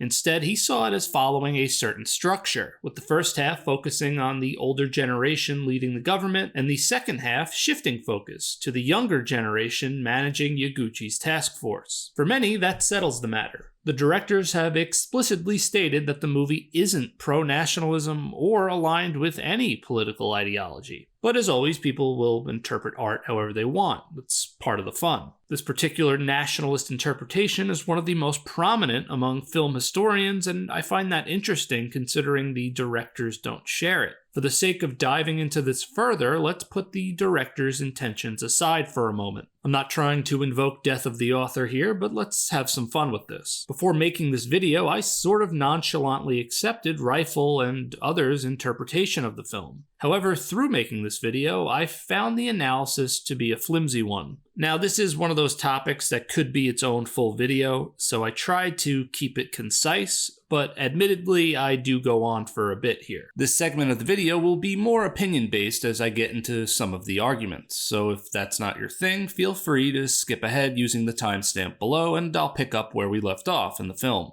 The form of nationalism many Western critics point to in Shin Godzilla reflects a strand of Japanese nationalism usually associated with far-right groups in Japan that emphasize cultural and ethnic homogeneity, reverence for the imperial past, and a tendency to downplay or revise Japan's wartime history. These film critics see a connecting line between contemporary right-wing rhetoric and the values of imperial Japan, framing certain elements in the film, like the military's role or displays of national pride, as subtle echoes of that legacy. The problem is that their arguments usually rely more on external context and speculation rather than on what's actually depicted within the film itself. That being said, I do think Shin Godzilla engages with serious political and institutional questions, especially regarding Japan's relationship with the United States and its capacity for crisis management. But the evidence supporting the idea that this movie is promoting a specific political ideology is weak when closely examined. Perhaps the weakest argument involves pointing out the presence of Japanese flags in the movie. While Japan doesn't display flags as prolifically as the US does, the movie is largely set in government buildings, so the flags are there simply because they would be in real life. As I covered already, Anno's team did an incredible amount of research to recreate those government spaces accurately, down to the dimensions. So I would chalk all this up to realism, not some ideological message. In terms of a broader point, it seems that any visual depiction of Japanese pride can be interpreted by Western critics as some form of nationalism, militarism, or jingoism, or some sort of reverence for their imperial past.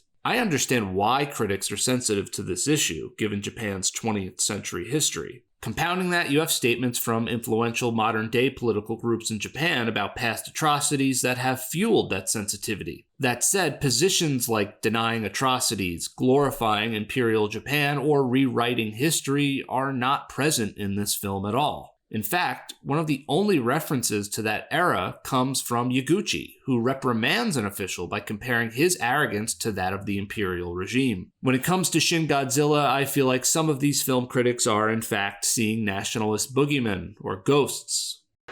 Seeing ghosts. You deserved better, Sam. Another argument focuses on the positive portrayal of the self-defense forces and them being deployed to try and stop the monster. Clearly a sign of nationalism or jingoism, right? Well, if that's the case, then you'd have to label almost every Godzilla movie as nationalist, at least the ones where the military appears. Or hell, almost every giant monster movie ever, for that matter. The military trying to stop a giant monster that's the bread and butter trope of this genre. A more meaningful discussion would focus on how military cooperation in filmmaking often limits the ability to portray them negatively. And Shin Godzilla is far from unique in that respect. For example, when the military attacked Mothra in Godzilla vs. Mothra in 1992, the JSDF was so upset they refused to work with Toho for years. Likewise, as I talked about in my previous video, there were scenes in Legendary's Godzilla that were reportedly altered at the Pentagon's request. Now, one of the stronger arguments that these film critics make for a nationalist interpretation centers on the parts where the government debates whether it's legal to deploy the military against Godzilla. Critics see this as a critique of Article 9, linking it to the real-world efforts by Shinzo Abe and others reinterpreting the Constitution to expand what the self-defense forces were legally allowed to do under Japan's pacifist constitution. You can argue that this scene may have served as ammunition for those who aligned with Abe's position, as his supporters could have easily framed it as a reflection of real-world concerns, where, if Godzilla were replaced with another crisis or foreign threat, the same bureaucratic inertia could happen, a frightening realization that Japan's government could be arguing over legalities during a future crisis, rather than acting. However, this argument falters because it relies on viewing these scenes in isolation, stripping them of their broader context within the film itself. The film's critique is not narrowly confined to debates over Article 9 or any single bureaucratic flashpoint. Rather, it presents a pretty broad critique of Japan's political and cultural structures, particularly in their response to crisis. Some may push back that the film's creation and release happening around the time of Abe's constitutional reinterpretation is too deliberate to be coincidental. But this perspective overlooks the fact that constitutional reinterpretation has been a recurring topic throughout Japan's post-war history. The very establishment of the JSDF in 1954 was, in part, a reinterpretation of Article 9. Making this debate as old as the Godzilla franchise itself, rather than a purely contemporary debate. As we'll see, the military isn't even solely responsible for stopping Godzilla in this movie. Instead, the resolution is a collaborative effort with international involvement, reinforcing a more nuanced message, or at least one more in line with something Ishirō Honda would have approved of, the world working together. The nationalism interpretation often discards the film's broader theme, placing more emphasis on its potential for aligning with modern-day political ideologies. Also, I don't think it's controversial to point out that most Western writers on this subject do seem to lean left of center politically, and I'm not criticizing them for that. But it helps explain to some in the audience why nationalism is often discussed here with a largely negative connotation. To be clear, I'm focusing specifically on the form of nationalism in Japan that these writers connect to Shin Godzilla. And while some argue that all art is political, a perspective that naturally invites such readings, I find myself at odds with that notion. And I know this is another can of worms that could be its own hours-long video, so I'll try to be brief. Since my original upload was taken down, I've had the chance to discuss this topic further with some of you and others. My opinion hasn't changed, but in this updated version of the video, I approach it from a slightly different angle. Those who argue that all art is political usually define politics not just in terms of government or state affairs, but more broadly as power dynamics or ideological frameworks. In my experience, I tend to see this claim expressed in three distinct ways. The first way people present the idea is by claiming that all art carries an intended political message. For example, if someone says, "That movie was political," I assume they mean the film was deliberately pushing a particular stance or agenda. But to claim that all art functions this way is obviously false. People create art for countless reasons: personal expression, aesthetic beauty, humor, or pure experimentation, many of which have nothing to do with politics. The second way people present all art is political is by simply saying that all art can be interpreted as political, regardless of the artist's intent. This, I agree with. Any artwork can be analyzed politically if you choose to apply that lens. However, saying all art is political is very different from saying all art can be interpreted politically.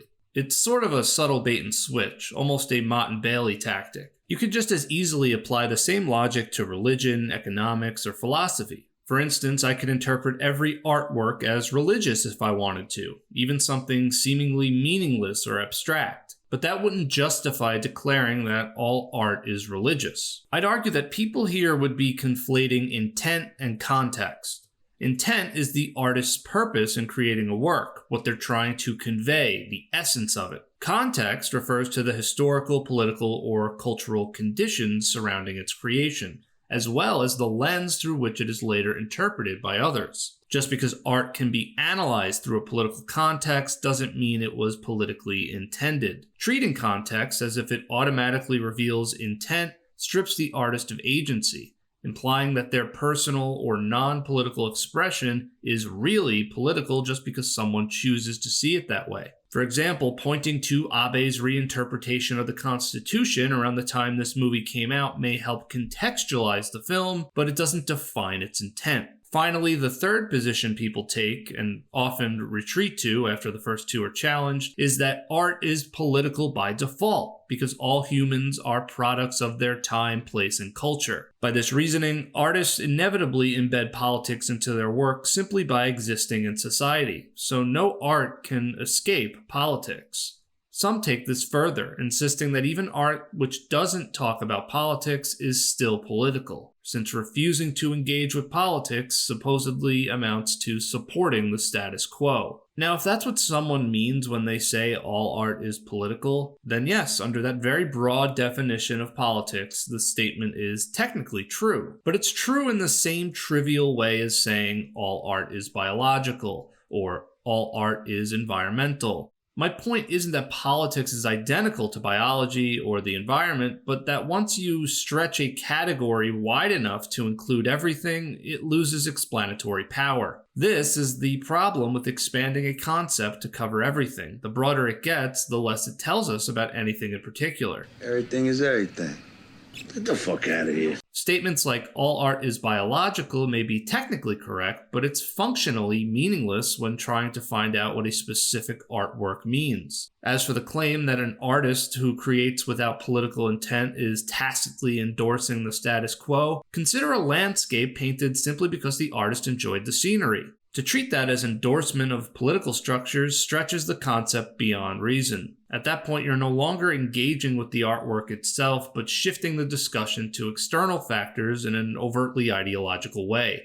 You've left the realm of art criticism and have stepped into political theory. Weaving this back to Shin Godzilla specifically, the final argument I'll cover is the idea that the film shares certain iconography with Japanese pop culture that subtly signals nationalist intent.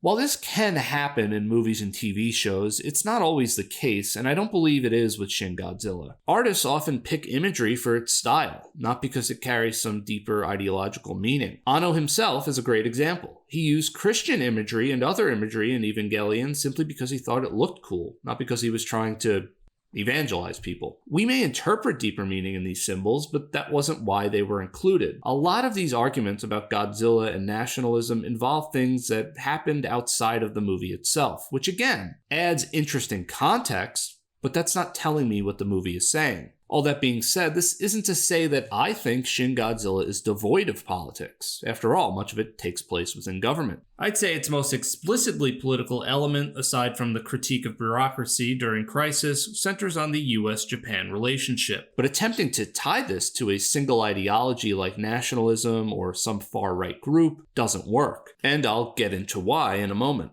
To conclude this segment, let's return to the scene that sparked this. Japan defying the US. As I said, this is an aspect of the film that both critics and I can agree is inherently political. While the film clearly conveys Japan's desire to assert greater autonomy from US influence, the point of contention lies in how we would classify this. Unlike some film critics, I wouldn't characterize it as nationalism merely because some real-life right-wing or nationalist political groups happen to share that sentiment. There are right, middle, and left-wing factions in Japan that all oppose certain aspects of US influence, but for different reasons. Rather than nationalism, I'd argue that this reflects a natural pursuit of greater independence and sovereignty, something any nation would strive for. And I can understand if some disagree with me on this, it's certainly not a point to downplay. Japan did not suddenly wake up and find itself in its current position. The legacy of Imperial Japan and its subsequent defeat provides essential context for the post-war arrangement with the United States. But at some point, it's not unreasonable for new generations of Japanese citizens to seek a future that isn't entirely bound by the actions and decisions of past generations. A desire for greater independence from American influence doesn't necessarily signal nationalism, nor is it always rooted in nostalgia for the past. It can just as easily reflect a forward-looking aspiration to define Japan's place in the world on its own terms. And Anno arguably goes further than any other Godzilla director in shining a spotlight on the relationship between the two countries. Ishirō Honda subtly touched on the subject in the original Godzilla, and Koji Hashimoto tackled Cold War tensions head-on in The Return of Godzilla. And remember, in that film, the Prime Minister firmly rejects both US and Soviet proposals to use nuclear weapons on Japanese soil, a stance far more direct and blunt than the strategic backroom maneuvering seen in Shin Godzilla. Would we call that nationalism? I would think not. While patriotic may be a more fitting descriptor than nationalism, ultimately the film is best understood through the lens of the Fukushima crisis rather than Western interpretations of Japanese political ideology. I'm well aware that both this topic and the broader debate around whether all art is political are extremely complex and have been explored before by people far more knowledgeable than I am. That being said, I'm not hedging my opinion here. My views can shift as I continue to learn, but for the moment, this is the clearest expression of how I understand these things. Either way, these are fascinating topics. Yaguchi's team finally has a breakthrough. They were just waiting for me to finish my TED Talk. They realize Maki's origami isn't just a farewell gift. By folding the molecular diagram like origami paper, they uncover the key to how Godzilla's molecular biology works. The one scientist in Yaguchi's team who sits in the center of the room is the one who has the major epiphany. It was Anno's idea for this character to essentially be an eccentric amongst eccentrics, as his character is the only one who doesn't use computers throughout the investigation. Once again, they have another Japanese director play a role, with this character being played by Shinya Tsukamoto. Tsukamoto is a renowned Japanese filmmaker, actor, and screenwriter. He's best known for being a pioneer of cyberpunk-style movies in Japan, and he created the cult classic 1989's Tetsuo the Iron Man. Now having what they need, Yaguchi names the mission Operation Yashiori, drawing inspiration from the legendary sake used to defeat Yamata no Orochi in Japanese mythology. Initially, the operation had no name during the script-writing phase, but Anno came up with it while recording the dialogue. Kayako is warned by the US ambassador that supporting Yaguchi's plan could jeopardize her career. Once again, the script and delivery feel somewhat disjointed, but the bigger issue is with Kayako's primary motivation. Her ambition to become president is revealed and set aside in favor of saving her grandmother's home, all in the same conversation. The revelation feels unearned, so it lacks any emotional impact. Had this dream been introduced earlier in the film, it might have carried greater narrative weight. Instead, we learn of her lifelong aspiration mere moments before she discards it. That being said, if I were to defend the film, I'd probably point out that the prospect of dropping a nuclear bomb on an entire city is enough to make anyone hesitate. Regardless, Kayako reaffirms her dedication to saving Tokyo and secures limited US assistance, including drones for Operation Yashiori. Yaguchi delivers a heartfelt speech to the team preparing to risk their lives to save Tokyo. This diverse group includes not only military personnel but also private sector employees, reinforcing the idea that every sector of Japan must unite to ensure the mission's success. His words leave them with a powerful reminder: the fate of Japan rests in their hands. The pressure truly is on. If they fail to stop Godzilla, either he'll kill them, or a nuclear blast will kill everybody in the vicinity. Cinematographer Kosuke Yamada noted that Anno rarely commented on performances during shooting, but after Yaguchi's speech, Anno gave an audible sound of approval. Yaguchi and his team appropriately established their base at the Science and Technology Museum in Chiyoda City. A fitting choice given the franchise's long-standing exploration of the dual-edged nature of scientific progress, a central theme since the original Godzilla. During the Fukushima crisis, plant manager Masao Yoshida made the difficult decision to evacuate most of the 650 staff members at the Fukushima Daiichi plant, leaving behind a core team, later known as the Fukushima 50, to contain the situation. Not long after, a movie would be made about the Fukushima 50. Many praised Yoshida for his brave and decisive actions during a critical time. This is notable as some have drawn comparisons between the Yaguchi character and Yoshida. Operation Yashiori kicks off with a classic piece of Akira Ifukube music. Originally composed for Battle in Outer Space and later reworked for Invasion of Astro Monster, this particular track carries the DNA of Ifukube's earlier military marches from the 1954 Godzilla, but with a more upbeat, heroic tone. Pinning down the exact origins of Ifukube's compositions can be tricky, as many Showa-era films feature variations or reworkings of his earlier pieces. He frequently reused and adapted his motifs, creating a distinct and cohesive musical identity for Toho's sci-fi and kaiju universe. This nostalgic score lends Shin Godzilla a sense of legacy and weight, as the Shinkansen loaded with explosives barrel toward Godzilla at full speed, truly earning their bullet train moniker. Bobby Bacala and train-loving otakus everywhere get their moment of pure cinematic joy. What are you looking at? I'm in awe of you. For a film that could be considered somewhat dry, Anno and Higuchi aimed to make the climactic final battle far more cinematic and spectacular than the rest of the movie, providing the audience with a sense of exhilaration and relief. Even early on, the team discussed having Godzilla do something out of the ordinary here, like potentially fly or jump around. Anno was always aiming to try and get this Godzilla to do something that it hadn't done before. Before deciding on CGI for the Shinkansen, they did consider creating miniatures for this part, but the budget constraints kept that from happening. Early on in the drafting phase, they had the Shinkansen and other trains hit Godzilla all at once, but Higuchi suggested spacing them out to make the scene more dramatic. Anno would say that the KQ Corporation was the only railway company in Tokyo willing to cooperate with his team. Throughout the film, Godzilla has been evolving, staying one step ahead of human efforts to stop it. But this time, it might regret shutting down on top of the train tracks. This attack wakes the monster out of its hibernation. As I said, the animatronic that was built wasn't used in the final film, but there are moments in this part where it almost looks like an animatronic. That's how good the CGI looks here. Phase 2 of the operation begins with the United States Air Force deploying what I believe are different MQ Reaper drones to provoke Godzilla into using his beam attack. He obliges, obliterating several drones with devastating precision. The Godzilla series is filled with iconic imagery, and for me, these shots stand among them.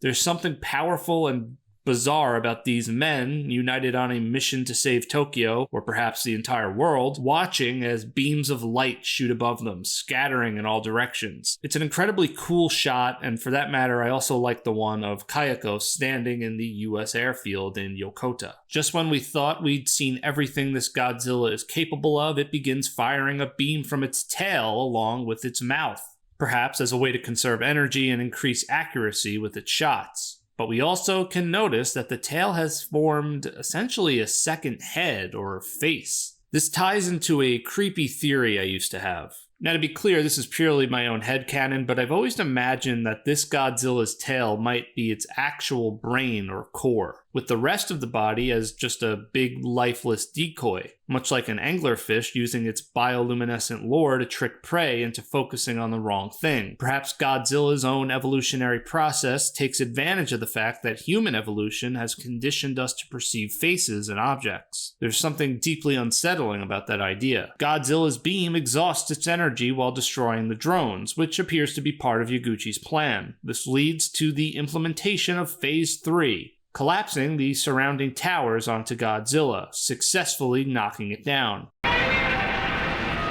During this moment, we hear one of the iconic roars reminiscent of the Showa-era Godzilla from the 1960s and 70s. This whole part is a fun twist on the usual narrative. Throughout the film and throughout Godzilla history, we've seen Godzilla wreak havoc on Japanese cities. But for the first time, in sort of a humorous and satisfying way, we see Tokyo fighting back. The buildings, the trains, it's not just the military battling this creature. It feels like the city itself has finally had enough of Godzilla destroying it. The US Air Force isn't the only branch stepping in. The US Navy also joins the fight, launching cruise missiles to bring down more massive buildings onto Godzilla. The quality of the footage led me to believe that this is real footage from a US Navy ship. And then I came across a remarkably similar video on the YouTube channel Military Notes from 2011. While I haven't found this documented anywhere, I suspect the filmmakers used this footage and edited out certain details, like this individual here and the flags. Again, this is just my theory based on what I'm observing. It's astounding to consider that despite Godzilla's immense size, some buildings still make him appear relatively small. One such structure is the Grand Tokyo building, which collapses onto him. For this sequence, the team repurposed a 1/4 scale office miniature that had previously been used earlier in the film, outfitting it with small explosives for a high-stakes, all-or-nothing practical effects shot. While they considered using a composite explosion, they ultimately decided to take full advantage of the miniature, because hey, if you have the model, why not blow it up? Unlike the earlier military sequences, this scene is almost entirely CGI. The area was digitally mapped due to its proximity to the Imperial Palace and other restricted locations, making on-site filming impossible. With Godzilla temporarily incapacitated, the trucks move into position to pump the coagulant, giving us a close-up of his grotesque mouth. Anno deliberately chose concrete trucks for this sequence, knowing they would evoke the haunting imagery of similar vehicles used during the Fukushima disaster. Sadly, Godzilla doesn't stay down for long and annihilates the group of workers. But quickly, Tokyo strikes back once more as subway trains are rammed into Godzilla. As they collide, they travel up his body while exploding in succession in a sort of cartoonish moment. Godzilla goes down again, allowing a new group of trucks to start pumping. Finally, they reach the minimum amount projected to do the job. But to their dismay, Godzilla gets up again and he doesn't freeze. At least not yet. And just when it seems like the mission has failed, Godzilla unleashes one final roar, and bam, he turns into the world's largest ice sculpture. Godzilla figuratively froze Japan's government at the start of the film, and now it's the creature that's been literally iced. Yaguchi and his team did it. Japan did it. The world did it. The bureaucracy did it? Well, no, but,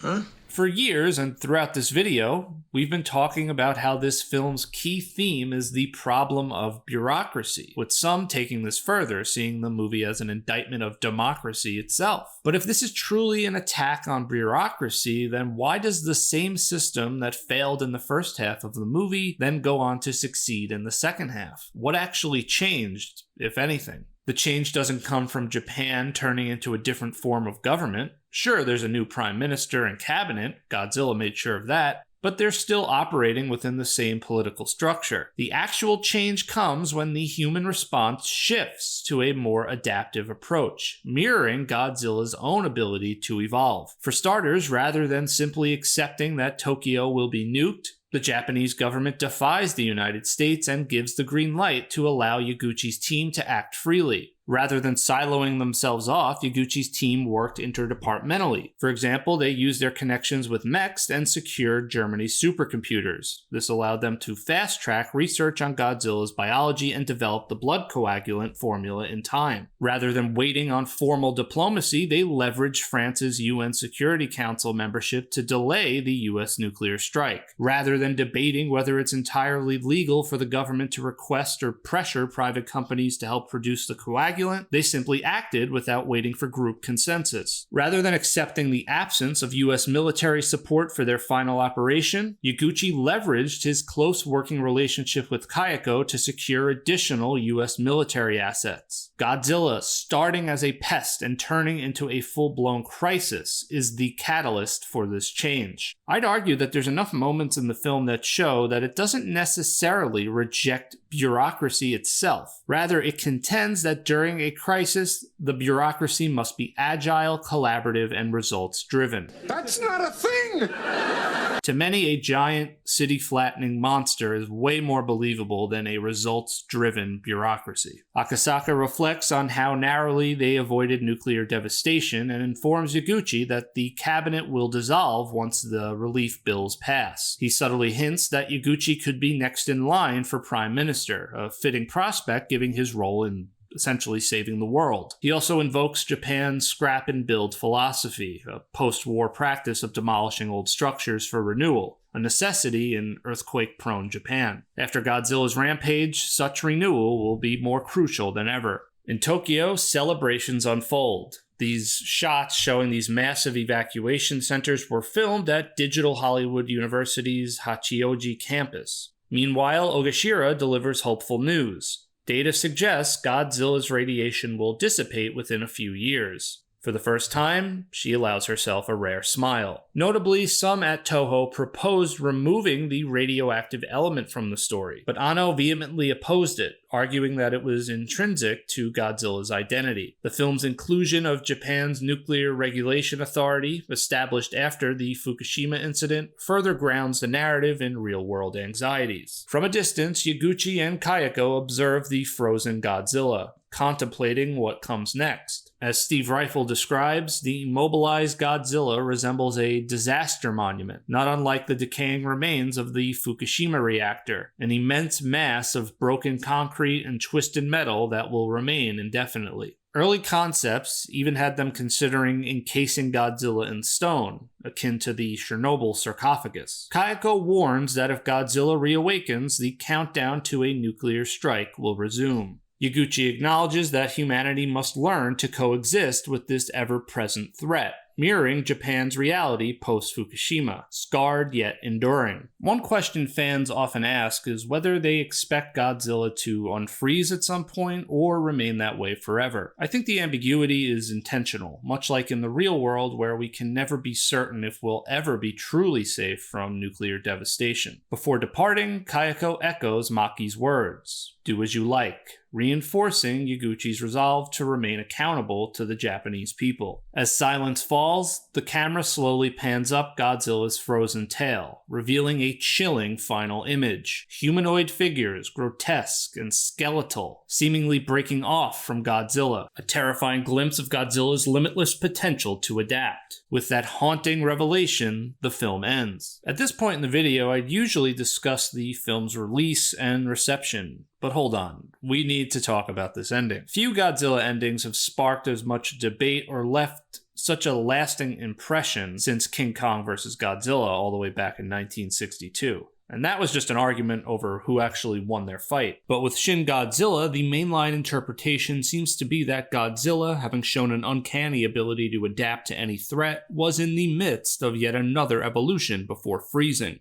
If the coagulant posed a lethal threat to Godzilla's existence, its ultimate evolutionary response may have been to fragment, ensuring survival through division. Metaphorically, this could represent Godzilla adapting by mimicking the teamwork humans use to defeat it. I've also questioned whether Godzilla was truly frozen or merely slowed down. The appearance of its tail seems to change between the initial freezing and the final scene, possibly suggesting that Godzilla is still evolving, just at a very slow rate. Director Anno would say this about the ending. It is the same concept as the worldview of Eva, that if we evolve on this planet, we will end up in a humanoid form. If that is the case, Godzilla's final form would also be humanoid.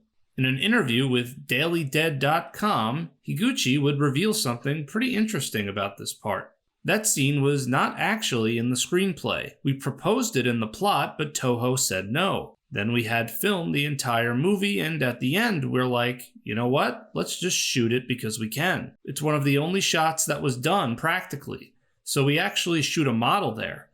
I want to say the release date for Shin Godzilla was originally toward the end of July, and we filmed that scene at the end of June to make it for the deadline. The Art of Shin Godzilla and other sources contain hauntingly beautiful concept art depicting the humanoid figures emerging from Godzilla's tail, some with an almost feminine appearance. Then we come to Goro Maki, whose fate carries an unsettling implication. As Yaguchi questions Maki's possible actions earlier in the film, the movie cuts to the dormant creature's tail moving, perhaps hinting that Maki may have killed himself by offering his body to the creature, thus giving the creature access to human DNA, setting in motion the events of the film, positioning him as an anti-Dr. Serizawa. Whereas Serizawa sacrificed himself to save the world, Maki's sacrifice seems aimed at confronting or condemning it. On a meta level, it's as if Anno and Higuchi are implying there was a man in the suit all along. Maki assumes an almost divine role, reminiscent of the Old Testament God, enacting punishment while simultaneously presenting a moral test and path to redemption. Grieving his wife and obsessed with neutralizing radiation, Maki may have triggered or accelerated Godzilla's assault. Yet he does not act out of pure malice. As Yaguchi says, Maki may have been giving Japan a test.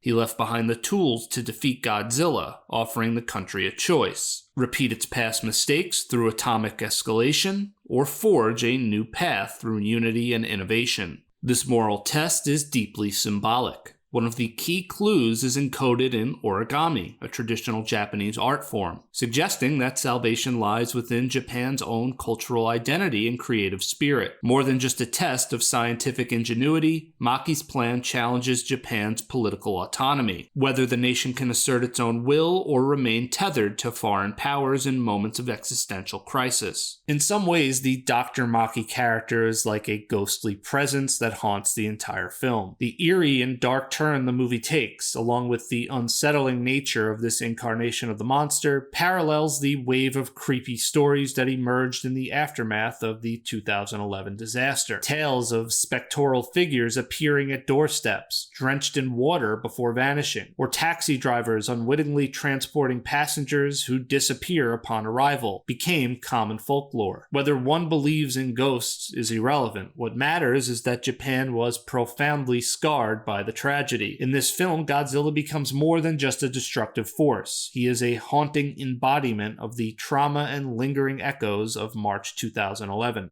When the movie ends, the credit sequence notably features music from Godzilla, Ghidorah the Three-Headed Monster, Invasion of Astro Monster, and Godzilla vs. Mechagodzilla 2 from the Heisei era. The Mechagodzilla track was added because Anno wanted to originally get it in the film itself, but had to settle for the credits. On July 25th, 2016, Shin Godzilla's world premiere took place at Toho Cinema's Shinjuku, right under the towering figure of the King of Monsters himself. They rolled out a red carpet measuring 118.5 meters in honor of the new Godzilla's height. It would be on this day that they would rename that strip Godzilla Road.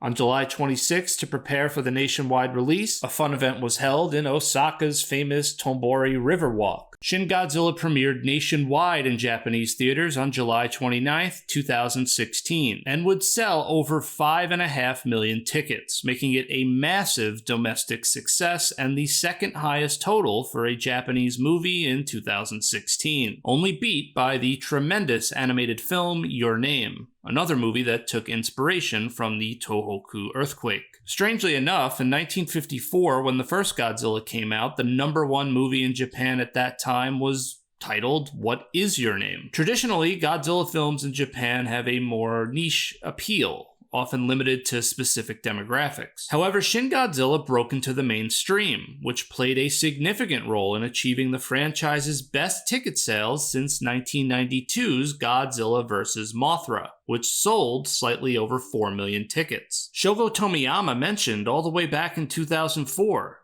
that there was a belief at Toho that kids in Japan weren't all that interested in Godzilla, especially with competition like Pokemon and other popular characters. It was also slightly worrying that despite Gareth Edwards' Godzilla doing well in the US, it actually didn't do that well in Japan. But Shin Godzilla was a social phenomena. This was the jolt the franchise needed in Japan. The success wasn't limited to the box office. Shin Godzilla was also a critical triumph in Japan. Japanese critics widely praised the film for its innovative and refreshing approach to the legendary franchise. Japanese film critic Kazuo Ozaki would even say, "Hollywood, even with all its money, can't approach this kind of perfection." Fellow filmmaker Mamoru Oshii praised Shin Godzilla for its meticulous craftsmanship. He liked that the screenplay focused on bureaucratic struggles while using Godzilla as a narrative device, rather than anthropomorphizing the creature to elicit any emotional attachment.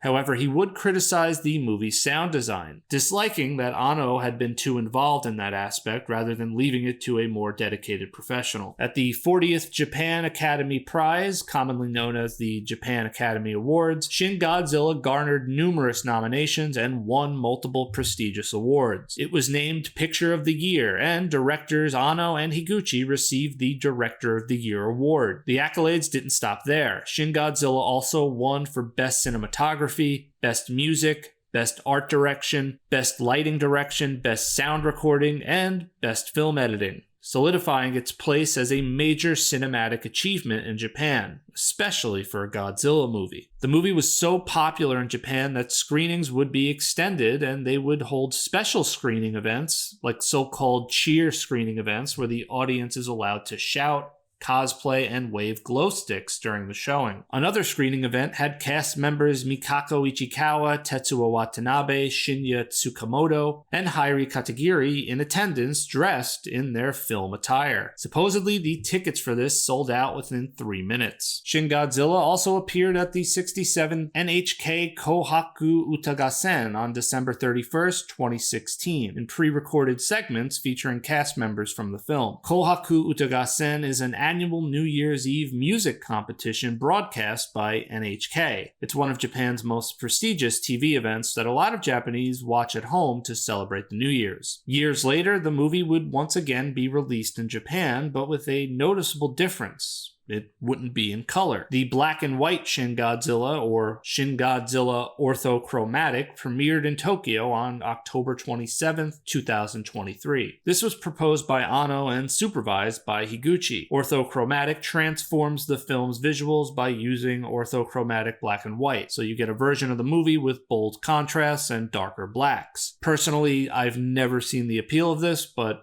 I'm not going to knock it.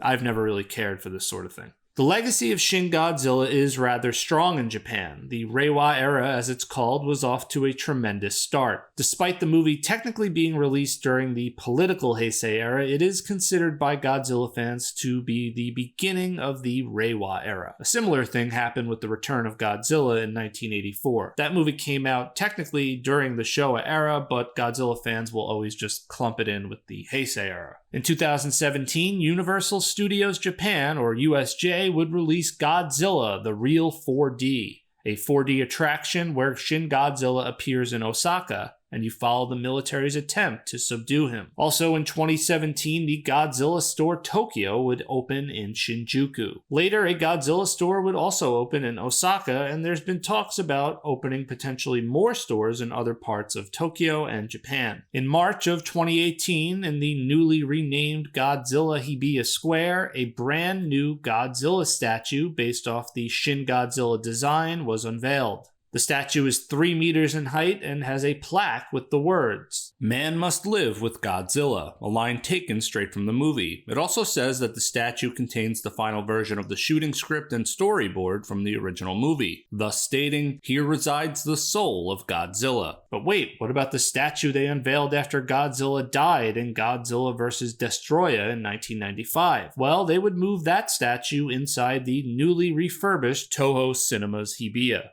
What's neat is that the old statue sort of predicted this new statue replacing it, as the inscription on that old statue reads, "I don't think this Godzilla is the last one." As much as some in the West may not like the movie or the monster's design, it didn't matter. After Shin Godzilla's release, this Godzilla became the face of Godzilla in Japan for years. I've been to Godzilla Square a few times, and there always seems to be something Godzilla related going on every few months. Godzilla Day has started being hosted there in recent years, which I was also lucky to attend when Godzilla -1 premiered in 2023. Speaking of, I was surprised to learn that actress Minami Hamabe was present at the Shin Godzilla statue ceremony. She, of course, co-starred in -1, but I don't believe she had any direct connection to the franchise before that, so it's interesting to see that she attended this ceremony for the Shin Godzilla statue. She did win the Toho Cinderella audition in 2011 and became quite the big name in Japan, so that probably factored into it. Also attending the ceremony was Yasuko Sawaguchi, who does have Godzilla roots. She played Erika Shiragami in 1989's Godzilla vs. Biollante. In 2019, USJ introduced another 4D Godzilla attraction, but this time, the excitement was even greater.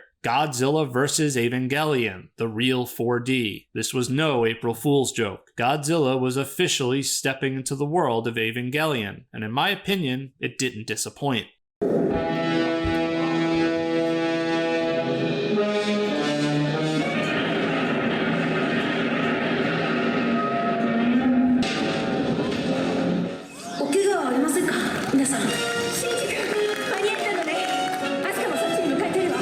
The sheer number of references was a treat for fans, with details like Jet Jaguar replacing the iconic Glico Running Man. The attraction was directed by Kazuhiro Nakagawa, who was known at the time for his 2014 kaiju short film, Day of the Kaiju. As we'll see, Nakagawa's involvement with Godzilla would only grow from here. Then, in October of 2020, the theme park on Iwaji Island, Nijigen no Mori, opened up the Godzilla Interception Operation Iwaji, with its main attraction being a giant Shin Godzilla head that you can zip line into. The giant Godzilla's mouth is 20 meters tall, 25 meters wide, and 55 meters long. This makes it larger than even the Godzilla head in Shinjuku. As many of you know, 2020 was an unfortunate year to launch anything, and I believe this attraction never received the recognition it deserved. In 2023, I finally had the chance to visit the park. True to form, I managed to board the wrong bus, hastily got off, and found myself lost on Iwaji Island. With a dying phone battery, I followed its dwindling guidance, only to become completely lost after an hour, until I saw it. A breathtaking sight, truly not something you witness every day. As I approached, the unmistakable sounds of Showa-era Godzilla music filled the air, leading me to the entrance. My visit began with a video detailing the fictional backstory of this Godzilla, buried beneath Iwaji Island, once again directed by Nakagawa. The narrative explains that Godzilla attacked during the Meiji era and again in modern times, where the JSDF ultimately trapped him. The facility, as you're told, exists to monitor his containment. From there, I explored the world's first and currently only permanent Godzilla museum. With no one else around, I took my time, absorbing every detail. For a Godzilla fan, the experience was nothing short of surreal. And of course, ziplining into Shin Godzilla's mouth was awesome as well. My GoPro placement wasn't though. Sorry about that. Now let's talk about Shin Godzilla's international release and critical reaction. The company Funimation would distribute the film in the United States and Canada with a limited run in October of 2016. Toho asked the movie be released in the United States under the name Shin Godzilla rather than the previously decided international title of Godzilla Resurgence. The reaction in the West was much more mixed and subdued. Even before the film's release, there was already a lot of lukewarm and even negative buzz surrounding what Shin Godzilla was shaping up to be amongst the American diehards. The movie also failed to catch the eye of the American mainstream, but as we know, that's standard fare for a Japanese Godzilla movie. In terms of the most popular criticisms I've seen, I'll start with the Godzilla design. To some, this incarnation of Godzilla feels utterly devoid of personality, just a hollow shell, absent of any animating force or recognizable character. Who knows, maybe if they had gone with Onoue's ideas of having Godzilla run like a T-Rex or propel itself like a snake, people might have enjoyed it more. The film's tone has also been a point of contention, with some critics arguing that Ono pushed it too far, diminishing its overall entertainment value. Another common criticism is the lack of human drama. Many feel the characters are two-dimensional, introduced primarily through on-screen text rather than meaningful interactions that might foster a deeper emotional connection. The funny thing is, I find most of these criticisms valid, yet I love this movie. So how can that be? Well, it all starts with the monster itself. What I find so compelling about this Godzilla is precisely what many critics see as a flaw, its lack of a personality. To me, that absence is a character trait in itself, one that makes this version of Godzilla uniquely disturbing. Rather than portraying the creature as a sentient force with recognizable intentions or emotions, Shin Godzilla feels almost alien, an organism driven solely by, well, we don't really know. I guess the drive to keep evolving, but we don't know what this creature wants or if it even has wants. While Godzilla has always been called a walking natural disaster, that label is almost always metaphorical. Here it feels literal. This Godzilla is actually cold, indifferent, and utterly inhuman.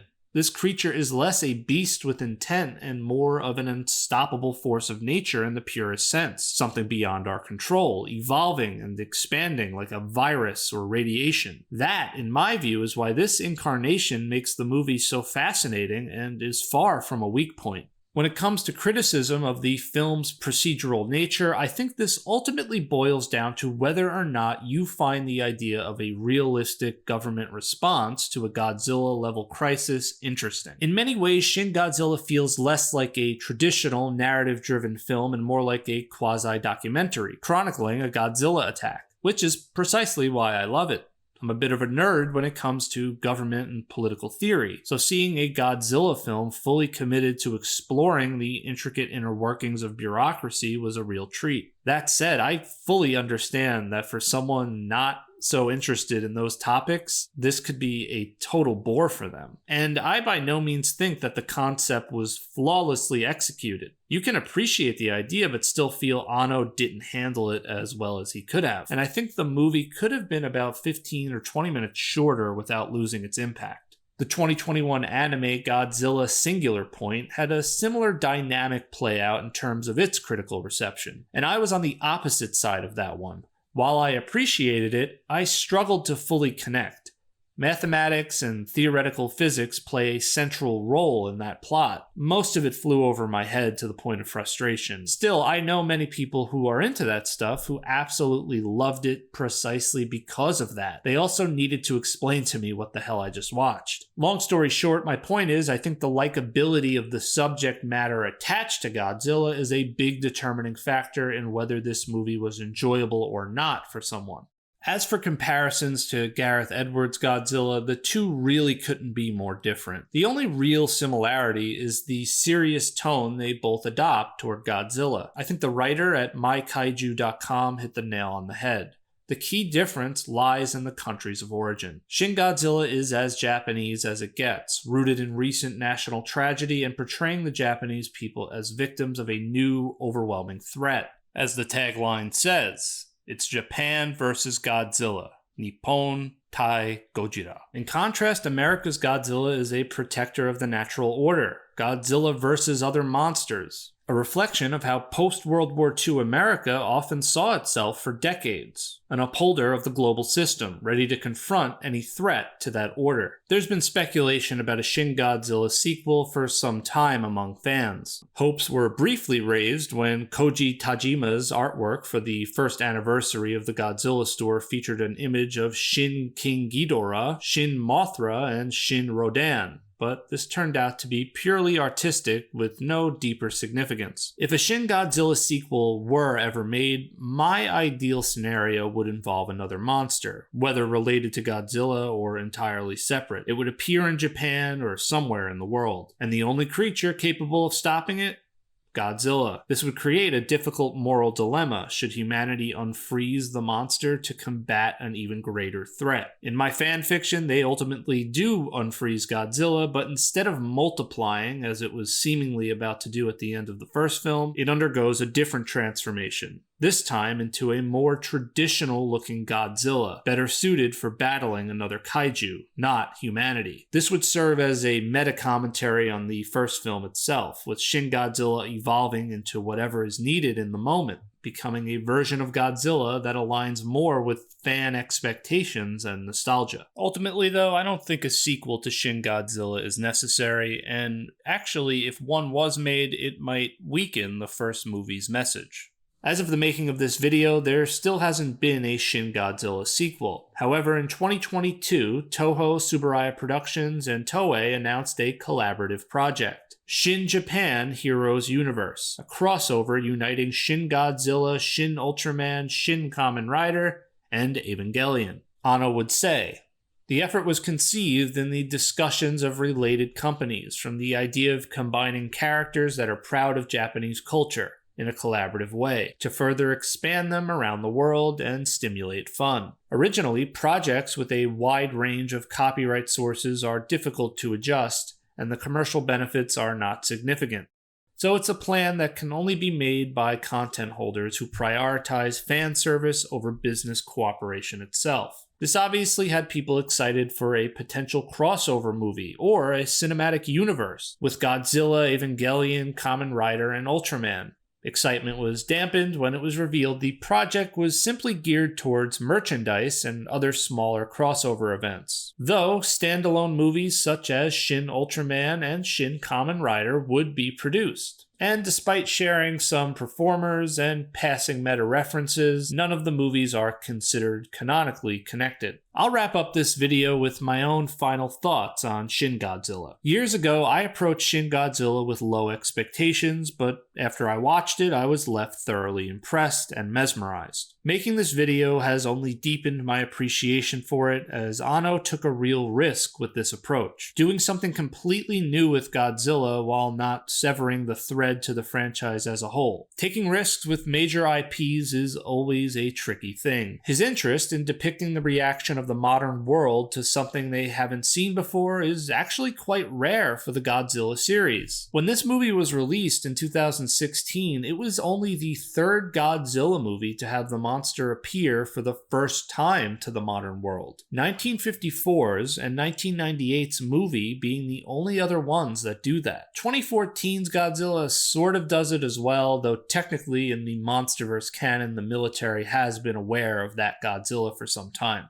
Unlike the original Godzilla, which wove its narrative around human drama, Shin Godzilla takes an entirely different approach, both structurally and in perspective. Yet, like the original, it uses Godzilla as a powerful allegory for real-world events. While many entries in the franchise incorporate subtext tied to real-world issues, few do so as overtly as the 1954 original or the tonally distinct Godzilla vs. Hedorah. From a certain standpoint, Shin Godzilla stands as one of the closest modern reinterpretations of the first film. Not in artistic execution, as the stylistic differences between Honda and Anno are vast, but in its symbolic weight.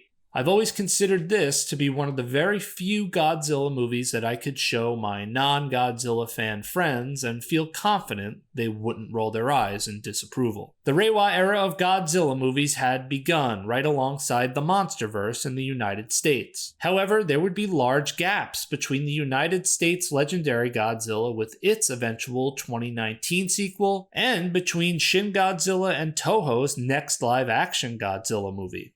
But before we get there, we have some animated movies to discuss. Next up, 2017 and 2018's Godzilla animated movie trilogy.